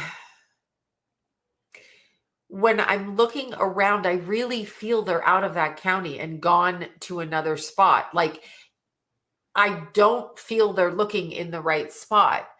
Sometimes people can look in the spot, find the people, and they're there years later, like they find them in the spot that they were looking. But the police are very interesting in this area because they're playing chess. I literally see them playing chess with the family. This family has its reputation in the area, and it's not necessarily a good reputation, definitely has its reputation. And the family seems to be divided amongst itself. And I'm talking about the stepfather's family. So the family that lives on the property, they seem to be divided. The mother is no help, the grandmother of the mother of the stepfather. So that's the grandmother, step-grandmother. She's of no help, and they're not. They said the same thing. We haven't heard boo from her. And I don't think she's not only of no help, I think she did not enjoy having these kids on her property. Also makes a lot of sense as to the motivation for Jack and Lilly, but not Meadow. Why were Jack and Lilly removed, but not Meadow? Not really truthful with the shit that goes on. It's slightly backwards in a way, but they are like working class people in that community. I do see drug addiction. I see alcoholism. I see both things on both parents' part. Okay. So I agree with that too. So this isn't just like one or the other. It's both. I know they have a daughter together and that mother left. She just left with the minor child. Now that's interesting because the stepfather hasn't mentioned that. He mentions nothing about where the mother went. They are joined, and there is a reason for that joining. Okay. I don't feel the stepfather did it though. I don't feel that. That's not what I get. Yes. I do feel that the children were sexualized. Yes, exactly. That's a great comment. Or the plan, she didn't realize she was being duped. And now Sloan says she feels they were sexualized. I also told the police that I feel that where they ended up was in the hands of a predator that had sexual tendencies. That there is an older male grandfather figure, mother's side. Mother's a... Holy crap, Sloan. She and I have been pretty rock solid, I would say. Acquaintance, somebody she calls daddy, somebody who stepped in for her as a daddy. So that would be her stepfather and her person older. And it's something that happened to her and it happened to the kids. But they were given, like, it's really interesting. The mother had issues with her daughter. There was trying to control her rebellious daughter, trying to control her. Lily's one who doesn't listen. She's not going to listen. You tell her to do this, I'm not doing it. And of course, why would she? For everything that the little boy felt and sensed, Lilly expressed outwardly. So one is outward and one is inward. It's really interesting. And both of them were highly creative children. I say were, I don't know if they're past or not because I cannot feel them on the other side. I do know that there's information coming in. Somebody's getting a phone call right around the 9th of June, as in a week. It's almost a week. We're almost in June. So somebody is getting some kind of information about these children, and I'm not sure what it is exactly. Somebody will be interrogated, which tells me that the children have come to harm on some level.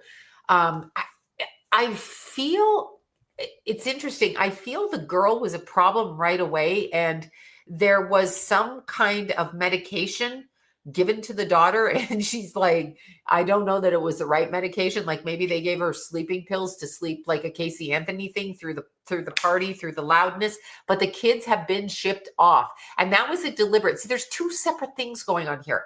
This is where it's very fucking confusing. This is where the confusion comes in. The kids were removed from the home on purpose because they were in danger. So somebody thought they were doing a good thing by removing the kids and helping them stay in a safe environment. But the people that they gave the kids to do not have the same mindset about keeping the kids safe. Yes, exactly. And that came out of Derwood's own mouth, y'all. They thought they would do it on their own. I had no involvement. And then things churned out of his own mouth after the police got involved. I'm paraphrasing, but that's exactly what came out of Derwood's mouth.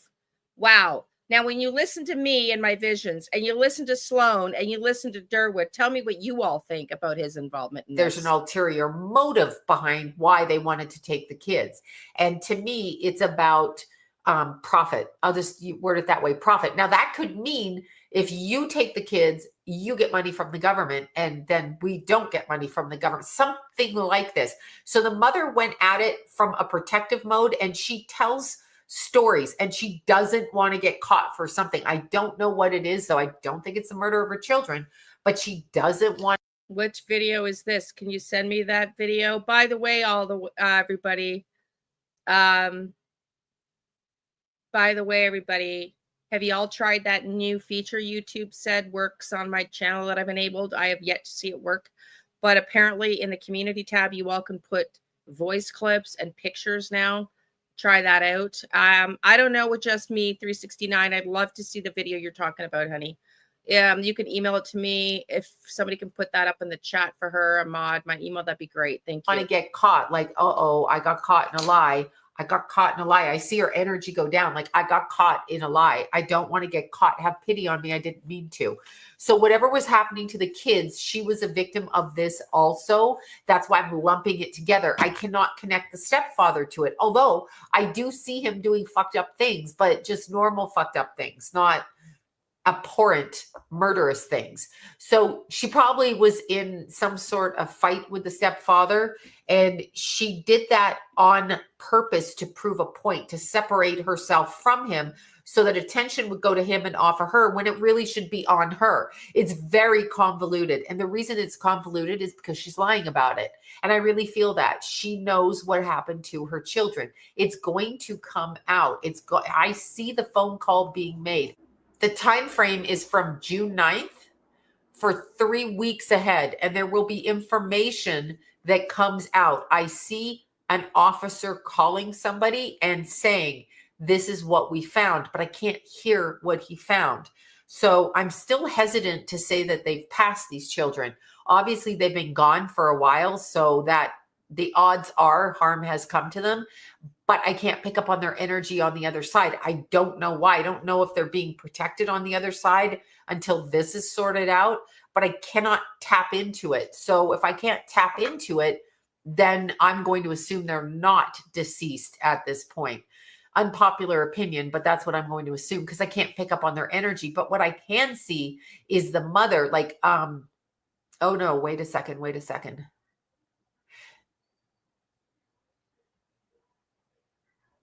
Okay, sorry. The little girl, they'll find something in her stomach that shows where she was. Like somebody pushed things down her mouth and in her throat. Oh leaves. my God. They're going to find something along these leaves lines. I just heard that right now. I saw an image. I think the little girl's going to be found first. I think little Lily is going to be found first. And I want to say if they're going to find her on a physical level and find some sort of leaves in her stomach and throat, then that means she was silenced and probably not breathing. Again, I don't want to say that, but I just got that tiny strand of thought. It's very protected. There is an element of spiritual warfare going on in this family and going on between them. So there is some sort of spell casting being created from behind the scenes, and probably not overtly obvious to everybody. And it's not always a thing, but I actually see this going on. The energy is so fucked up that it's hard to read through the layers. That's why the cops are playing chess. They must be absolutely, and some of them don't want this to come out. People party around there, and they all party in the same little neighborhoods. Halifax keeps coming up. Halifax, on the way to Halifax. I don't know who lives in Halifax. I mean, in their family, obviously people do, but on the way to Halifax. So I feel that they were on their way. I do not feel that these kids walked out of their house. Nobody heard them, and then they just wandered out into the woods. I absolutely do not feel like they did that unless they were lured out of the house. And that's a different scenario because somebody is luring them, and I don't even see that. That's not. I got a little bit of that, but that again, that's, I would say 90%. You tell me your thoughts on my visions, what I've been saying compared to Sloan's. I think we're about, I'd say 80 to 90% consistent. What do you think? Not what happened. They were given to somebody to take away in order to protect them.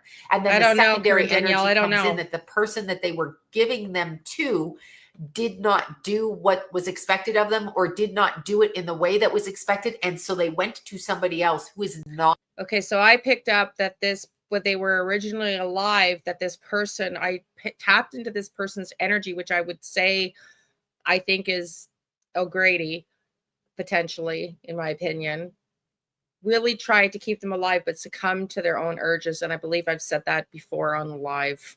Not in their best interest. There is some kind of sale with this, or some kind of financial benefit, and also some kind of punishment. Yeah. To remove them from the family of origin. So we want. Yeah, punishment, because Malaya skimmed off the top and was talking crap about Daniel's family, and this was the punishment. a threat to shutting her up that went We're going wrong. to punish somebody, so we're going to do this so you can't find them.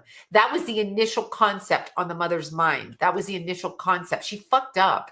She screwed up. And so as a result of it, she took off and she hid. But she hid to make it look like she's mad at the stepfather, and she's not. Well, maybe she is, but not for that reason. I feel like they had kind of a divisive relationship. It was on, it was off, it was on, it was off. The stepfather is clueless as to what actually happened. She may have said something about getting the kids away from him because he was a danger to them, and therefore he wasn't a danger in the way that she expressed it. So I'm sure there's yelling. I can see drug addiction, alcoholism. That's hell for a family. I get it. But she overly stated those facts to make him into a bad person and took the kids away in order to, she has a boyfriend. She has a boyfriend. Oh my God, I just got that right now. She has a boyfriend. I know she has a new baby. I actually think the baby's name is Meadow, which is really weird. And the baby's about the same age as Meadow. I think they said 16 months at the time. He's a little bit younger than Meadow, but that's interesting. I just popped into my head. She has a boyfriend. She has a boyfriend, another male who she's with. She does this. So there's something about the mother that does this kind of behavior where she goes from one man to another, always has one over here while one is over here. And that's. Now, that doesn't mean that it's not right, but I didn't get that energy at all, but that doesn't mean it's not accurate. Actually, why she left the house, but she had to set it up so that it looked like the stepdad was the really bad person who was endangering them all. And then she had to prove a point, shut the door and leave. But she didn't prove the point. She didn't prove the point because they're going to catch her. She's going to be brought up because she knows the person that she gave her kids to. And there was another party, another female involved in this as well. So there's another female young like her. I don't know how old this mother is. I'm assuming she's under 40. So just say early 30s. There's another female involved in this, in transferring the kids. I'll use the word transferring the kids. Has a lot to do with that. So she was trying to set up a narrative over here that doesn't match over here. And then I can't even describe how thick the energy is around it and how hard it is to pull out the information. And that happens sometimes. I weirdly feel like the way that the father described what the little girl was wearing was accurate. Like he knew what the little girl was wearing and why she was wearing it and why, because she always kind of wore things like that. He knew. And that was accurate. That is what she was wearing. So it's very accurate in that sense.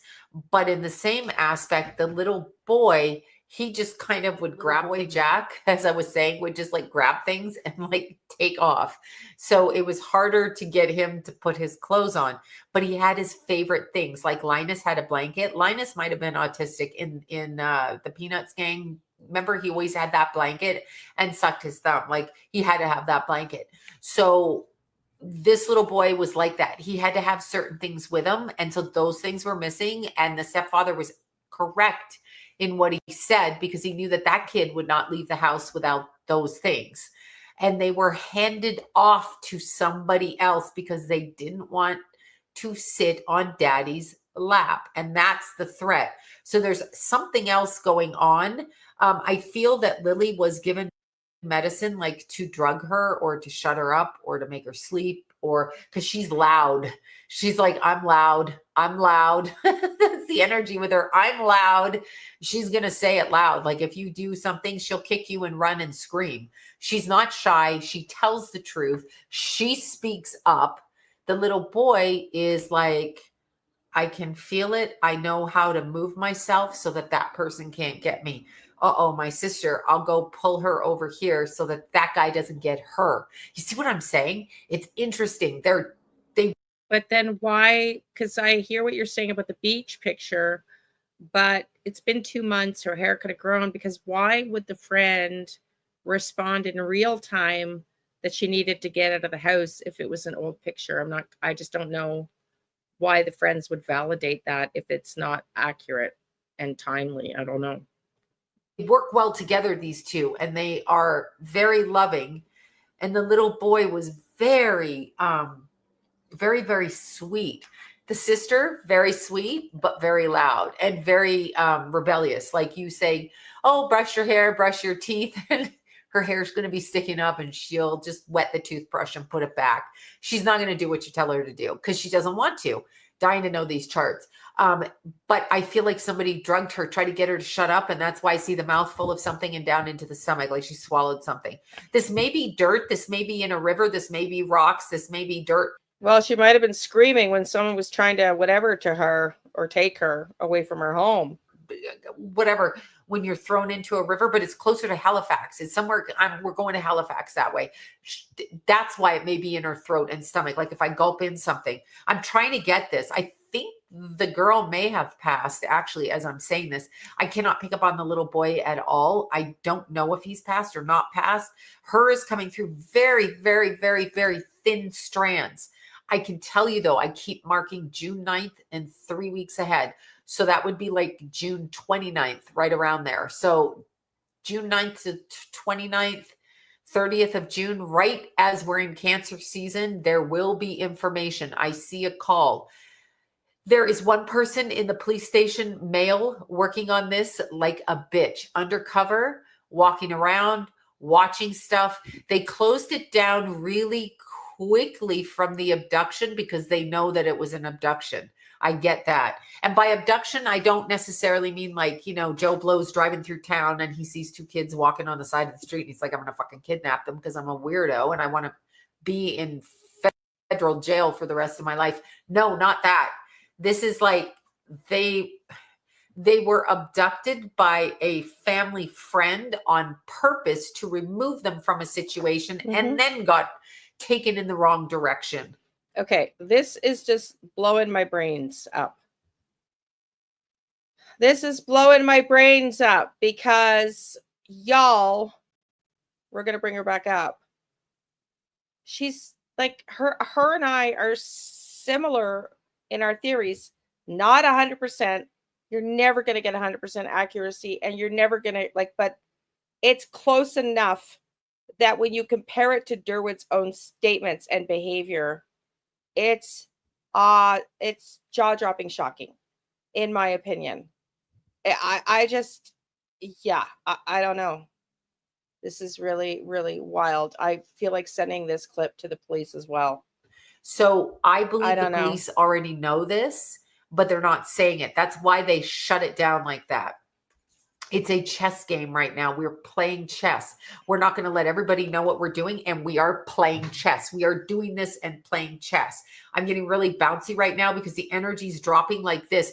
So it's filtering through ever so slightly. People know what happened and they think they know what happened. Kids have gone missing in that area. I gather it's a very small, Canada is sparsely populated, especially in those areas like Nova Scotia, Newfoundland, all of that, very sparsely populated. But for some reason, a lot of kids go missing. The guy that I'm seeing, Daddy, okay, I'm calling him Daddy. I can't, that's the name I keep hearing, and I heard it really fucking loud. That guy has like a beard, so like rockabilly beard. I don't know how else to describe it. Biker beard, gray. He looks worn around the eyes, and he wears a mechanic suit or a by suit coverall, painter coverall. So he wears that kind of outfit out there. That is what he does. This is who we're looking for. This is who the mother had to deal with as a child as well. You better sit on Daddy's lap. This is full circle. Her kids. I hear that conversation. So whatever was going on before she woke up at 10 in the morning with a hangover, by the way, and I don't know if I mean drug stupor or alcoholism hangover. I just mean she woke up like out of a fog, and then the kids were missing. And then she played deer in headlights, fog, but had an idea. So she set it up, medicated herself, and then acted like she didn't know what the fuck happened. The stepfather medicated himself just because he's a party guy, and he really doesn't know what happened, and he's too dumb to realize he's being played sideways. This is the energy dynamic of these two people. This is what I get. And then the police are playing chess behind the scenes here because they want something to come out. So there's a whole convoluted thing going on at the moment, which is really, really interesting. It'll be interesting to see how it plays out. I'm not sure what happened to the little girl, because I do see a call, information coming about the kids, and stuff in her throat and her stomach. I want to say leaves or gravel and leaves.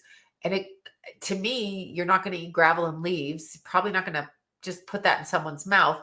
It may go into your mouth if you drown, if you fall down something. I'm wondering if somebody hid them like in a container or something along those lines, like a well.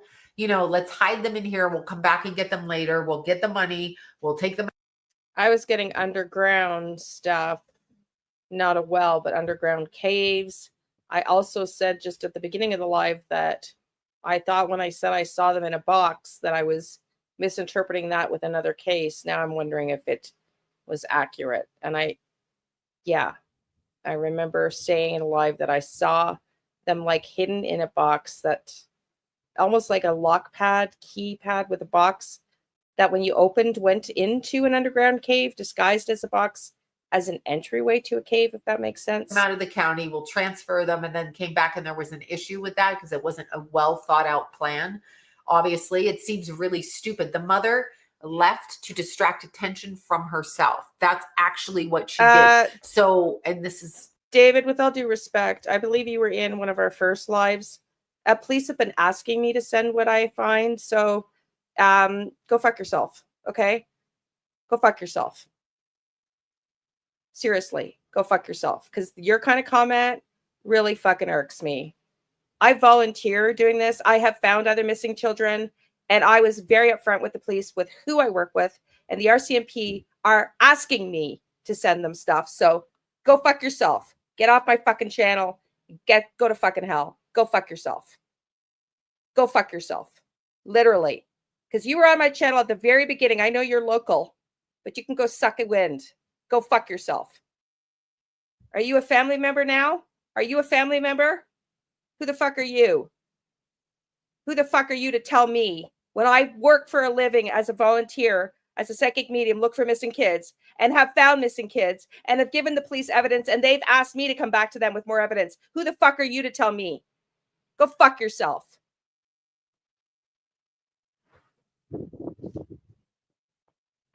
Go fuck yourself. And if you comment again, you're going to be blocked. You're not welcome here. Go fuck yourself. I'm going to say that as many times as I need to until I feel like you're fucking gone. a little bit blurry. Sorry, you guys. It happens. It goes blurry. They come in, but it's not the same way as usual. It's really weird, the energy. This is a bigger thing than what they're telling you is going on. It's actually a bigger specific thing, and it still involves people doing spells against people or binding people. I know that sounds really weird, but that's actually what I'm seeing. Somebody's in the background trying to make things happen and make people not see stuff, because I can feel that energy. You can always tell when it's around, but there's occultism involved in this on some level. I don't know who's doing what and what they're calling it. Okay. I don't know what they call it in their neighborhood or who's doing what, but it feels like it's in a different area.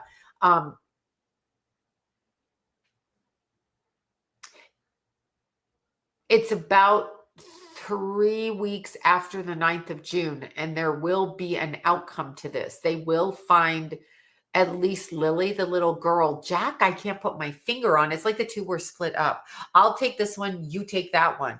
So it's interesting. Deliberately, they were removed from their house. The mother knows. Okay, that much I'm sure of. I can feel it. Allegedly. I got to say allegedly. I don't want to accuse anybody of anything, but it really feels energetically like the mother was aware of what happened and made herself unaware of it to act and deflect from being aware of it, so that the stepfather would be accused of it. And that's part of the plan. I'm not sure why that's part of the plan. She definitely has a boyfriend though, or another male companion. call it whatever you want. Maybe boyfriend's too much of a word. Fuck buddy, fuck boy, whatever. She has another person that she kind of hangs with. And so she's been lured in like this. And so there's a secondary world going on over here that she's living. Stepdad, he may argue with her. He may be jealous. He may like call her a fucking bitch and all of this stuff, but he's not the murderer of the children. And that does not feel like that. So I don't know what else to say. I have no idea. I'm trying to pick it up. Anyway, that is my very first video on Lilly and Jack Sullivan. I hope I'm completely 100% wrong and the two kids are found and come back completely healthy and alive and then are taken away from their family. Yeah, it feels really bad. The little girl, I think they wanted to shut her up though because she's loud, and that's good. I'm glad she's loud. The little boy that they say has autism is not loud, but he's not loud because he's psychic. So he's observing energetically. He's a different breed of a kid. And this was traumatic. He watched something happen with the sister and then they were separated like that. But it starts with sit on daddy's lap. That's the word I heard. And that's a word I'm sticking with. Sit on daddy's lap. Grandpa. Who's the grandpa of the mom? On the mom side. It's that way. Sit on daddy's lap. All right, you guys.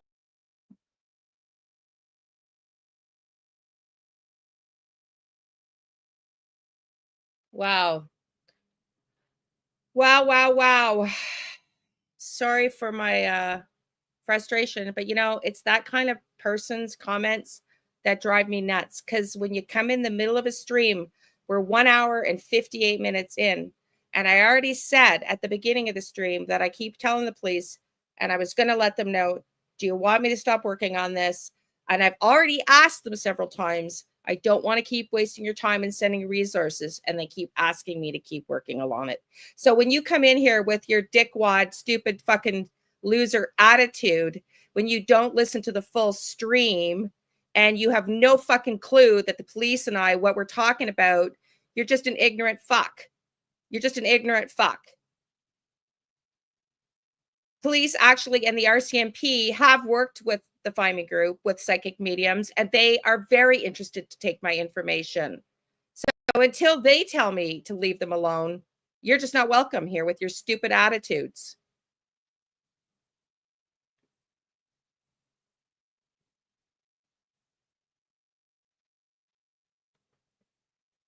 Are you done yet with your dumbass attitude? Because I'm going to block you for real. Are you done yet with your fucking attitude? Are you a family member? Are you a family member? Why do you want me to shut up about it, David and Catherine? What are you hiding? What are you hiding?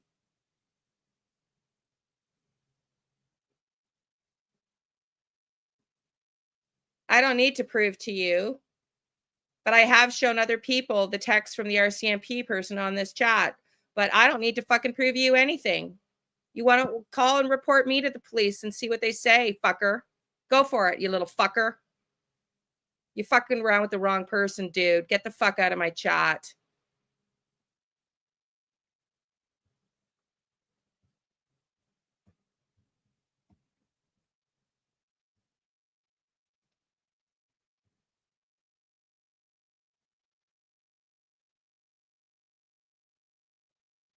Is he gone now? Did you guys remove that little prick?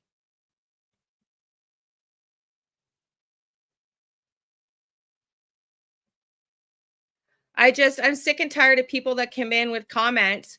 They came in at the very first couple of my streams, knew I was a psychic medium because that's how I started this case, and then now wants to come in and tell me to shut up. We can block them or time them out for 24 hours. You can't.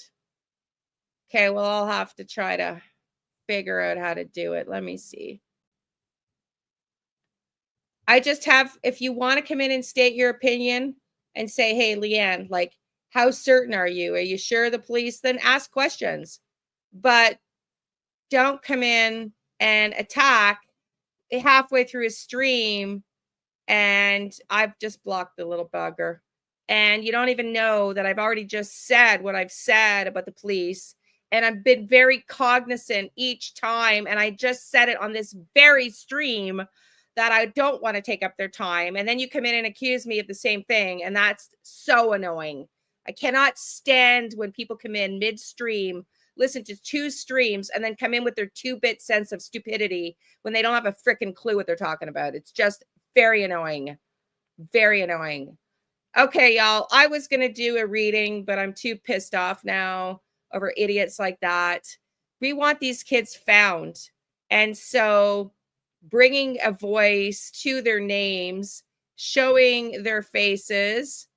I don't have my little flyer of them showing yet, or I haven't brought it up today because I wasn't going to do that today. So we'll show Sunny's. Well, you can be a mod, Chris, if you want, honey.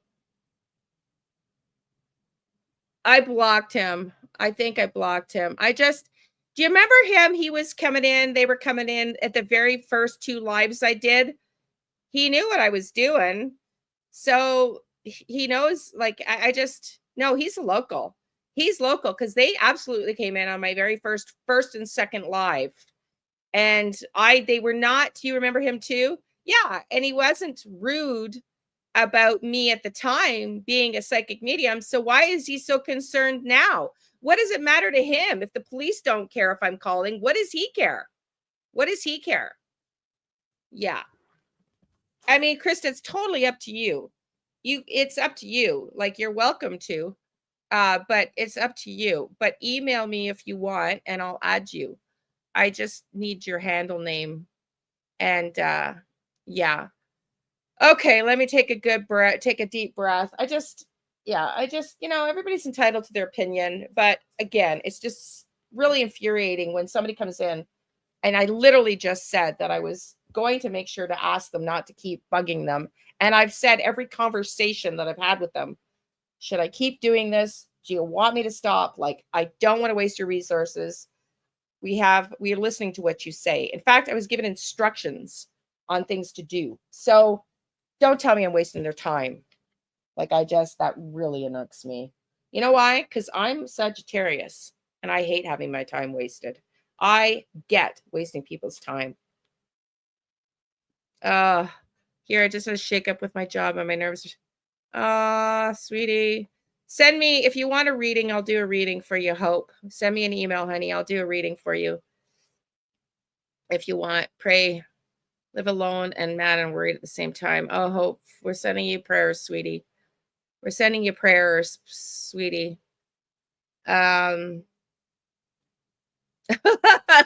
It's okay. Like, I don't care if people question me. It's the method with which they come in when they know nothing about, like, it's just the ignorance. Yeah, the ignorance is so annoying. You're Sag too, honey. Yeah, so you know what it's like as a Sag. That's like my pet peeve, man. Don't waste my time. Don't waste my time. So I get that. So it's like, I'm very cognizant to not waste their time. What comment? What comment? Yes, we were going to pray for Hope. We're praying for you, sweetie. Hang in there. What comment are you? Well, yeah. I mean, listen, I ask them every time I call. Like, I know, well, except for the second detective I've been speaking with, like, but every time I've been calling, like, I don't know if you work with psychic mediums. Every time I talk to somebody new, I don't want to waste your time. No, keep going. Here's what I got. Like, like, I've been very cognizant, and I literally just said I was going to ask him, like, if they've been talking to Durwood, if they ruled him out, because I don't want to keep wasting their time with this. And in comes this little bugger. Like, it's just like so annoying. So annoying. Part of the YouTube gig. Yay, part of the YouTube gig. Okay, I'm going to shuffle some cards. I don't know if I want to because my energy is so off now. Let me just pull the pendulum. I'm just going to ask a couple questions with the pendulum because I just don't feel like my energy is high vibe enough after that. Sorry, y'all. He just really, really bothered me. It really bothered me. Like, what are you doing to help with the case, sir? What are you doing? Just sitting watching streams and commenting and telling people to stay out of it? What's your motivation, What's your motivation for telling me to stay out of it? I don't know where my pendulums went, y'all. Seriously. My pendulums are missing. So bizarre. Pendulums are missing. I had them. Oh, they're in the wrong bag. Okay. They're in the wrong bag. I have my sage. I'm going to cleanse. Okay. Going to cleanse, get my own aura down. Because, Liane's like pissed right now. I want these kids found. I really want to see an end to this case.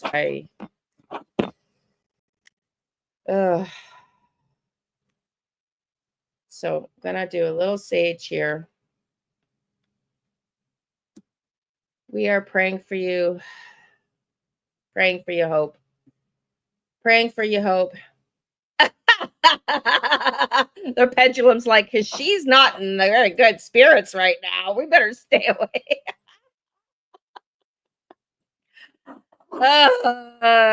Sorry, y'all. I'm sorry. I just sometimes people like that, they just, it's just irking. It's getting better. We're getting better. It's getting better. But might be a relative of Derwood's or something. I don't know. Who knows? Who knows who they are? It's gonna clear the pendulum here.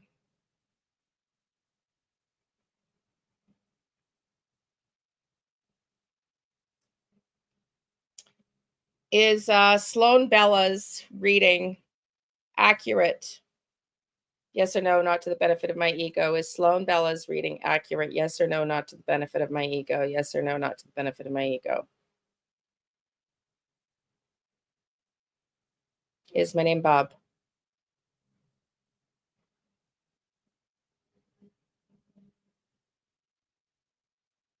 I know, Hope. We're very expressive, aren't we?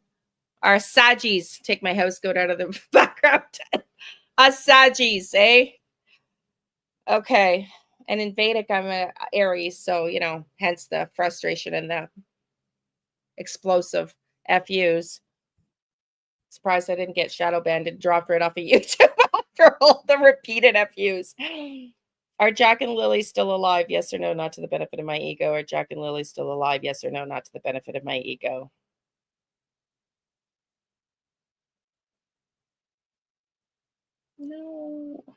No.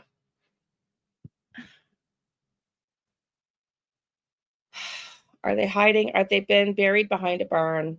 Have they been buried behind a barn? Yes or no, not to the benefit of my ego. Have they been buried behind a barn? Yes or no? Yes or no, not to the benefit of my ego. Have they been buried behind a barn?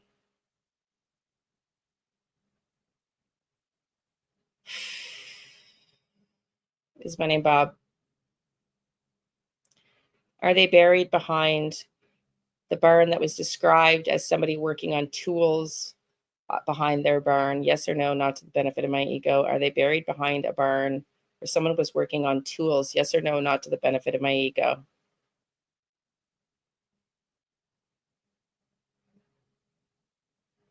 Well.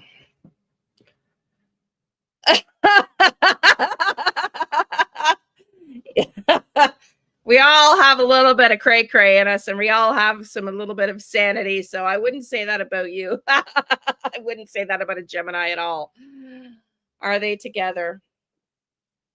Are Jack and Lily still together? Great question. Are Jack and Lily still together? Yes or no, not to the benefit of my ego.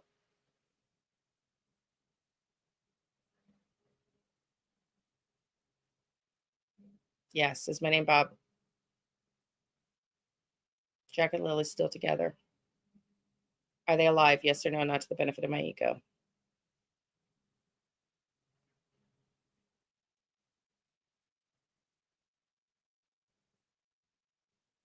Jesus is sad.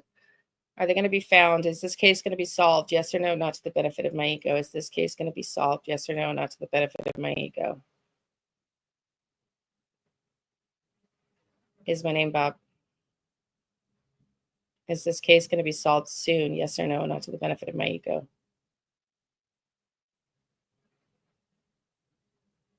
Let's hope. Let's hope, y'all. Who's Earl? Who is Earl, honey? I don't know who that is. I don't know who that is. Okay, everybody. Happy Canada Day. It's been 2 hours. I got 117 of you here. If you're just coming in now, do a rewind. We compared my readings to Sloan Bella's readings, and it's shockingly similar. I did mine. The first vision I had was May 8th or something, May 6th or something, and Sloan Bella's did hers about 3 weeks ago, it says. We're now, tomorrow will be the 2-month mark since Jack and Lily have been missing. Is there a telly coming? Thank you, Donna. Is there a telly coming from RCMP? Is there a phone call coming from the RCMP? Is there a phone call coming? Gonna make this the last question. Thank you, Truth Seeker. Is there a phone call coming from the RCMP? Yes or no, not to the benefit of my ego. Wow, that's really picking up. That's really picking up. Is my name Bob? Who's the phone call going to is the question. Who's the phone call going to? I'm going to say the person that led them to. Is the phone call going to the person that led them to find Jack and Lily? Yes or no, not to the benefit of my ego.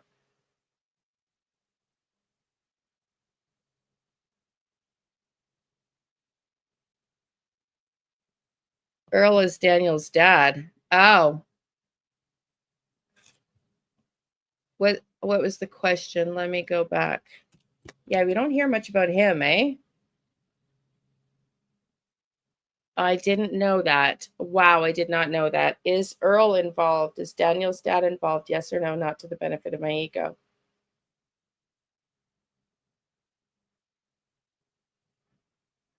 No. No. Not getting that. Not getting that. Is there going to be a warrant out soon? Let me do some cards, okay, y'all? I'll do a couple. And then what do you want to do tomorrow? I'm going to do something different tomorrow. I have scheduled for tomorrow, and I'll do a tarot reading about, what's her name? I keep forgetting her name. Oh, what's her name? I'm trying to pull it up, my own reading, and I can't even remember her name right now. It is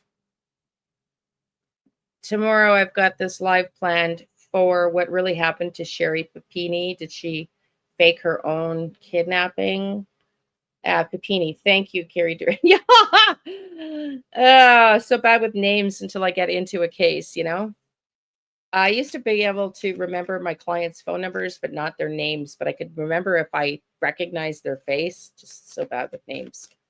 Earl lives in Nova Scotia. Let me see if I had narrowed down the area. Okay, thank you, honey. Okay, so let's, I don't even remember what I'm asking a question about. I was going to try to pin location of the barn. I forgot on location of the barn. Can I tell you what I pick up intuitively? I pick up intuitively the barn across the street, maybe, but I don't know. The one that's been abandoned. That's just what I'm getting without any validation at all. Are they across the street at the barn across the street? But that doesn't make sense. It doesn't make sense. It doesn't make sense. Now that I'm saying it, it doesn't make sense. No, it doesn't make sense. Never mind. I don't know if my energy is good enough to do a pinned location. So tomorrow we'll do Panini and Jack. So I'll change the thumbnail. We'll look for, maybe we'll do Jack and Lily and Panini. So we'll do 2 for tomorrow. We'll look for location on Jack and Lily. We'll maybe do what I was going to do today, and then we'll get into Panini, okay? Or am I completely messed up? I don't think so, but that doesn't mean I'm wrong. I just don't get that energy at all. Okay, everybody, it's been 2 hours. Tomorrow night might be a little bit longer. I was going to see if I was going to my daughter's, but I don't feel like it. It's 5:20 Eastern. I'm going to go have some wine, sit out, hopefully don't get eaten by the mosquitoes. Oh, do y'all want to see my new backyard? Do you want to see my new backyard? Do y'all want to see it? Because I want to do some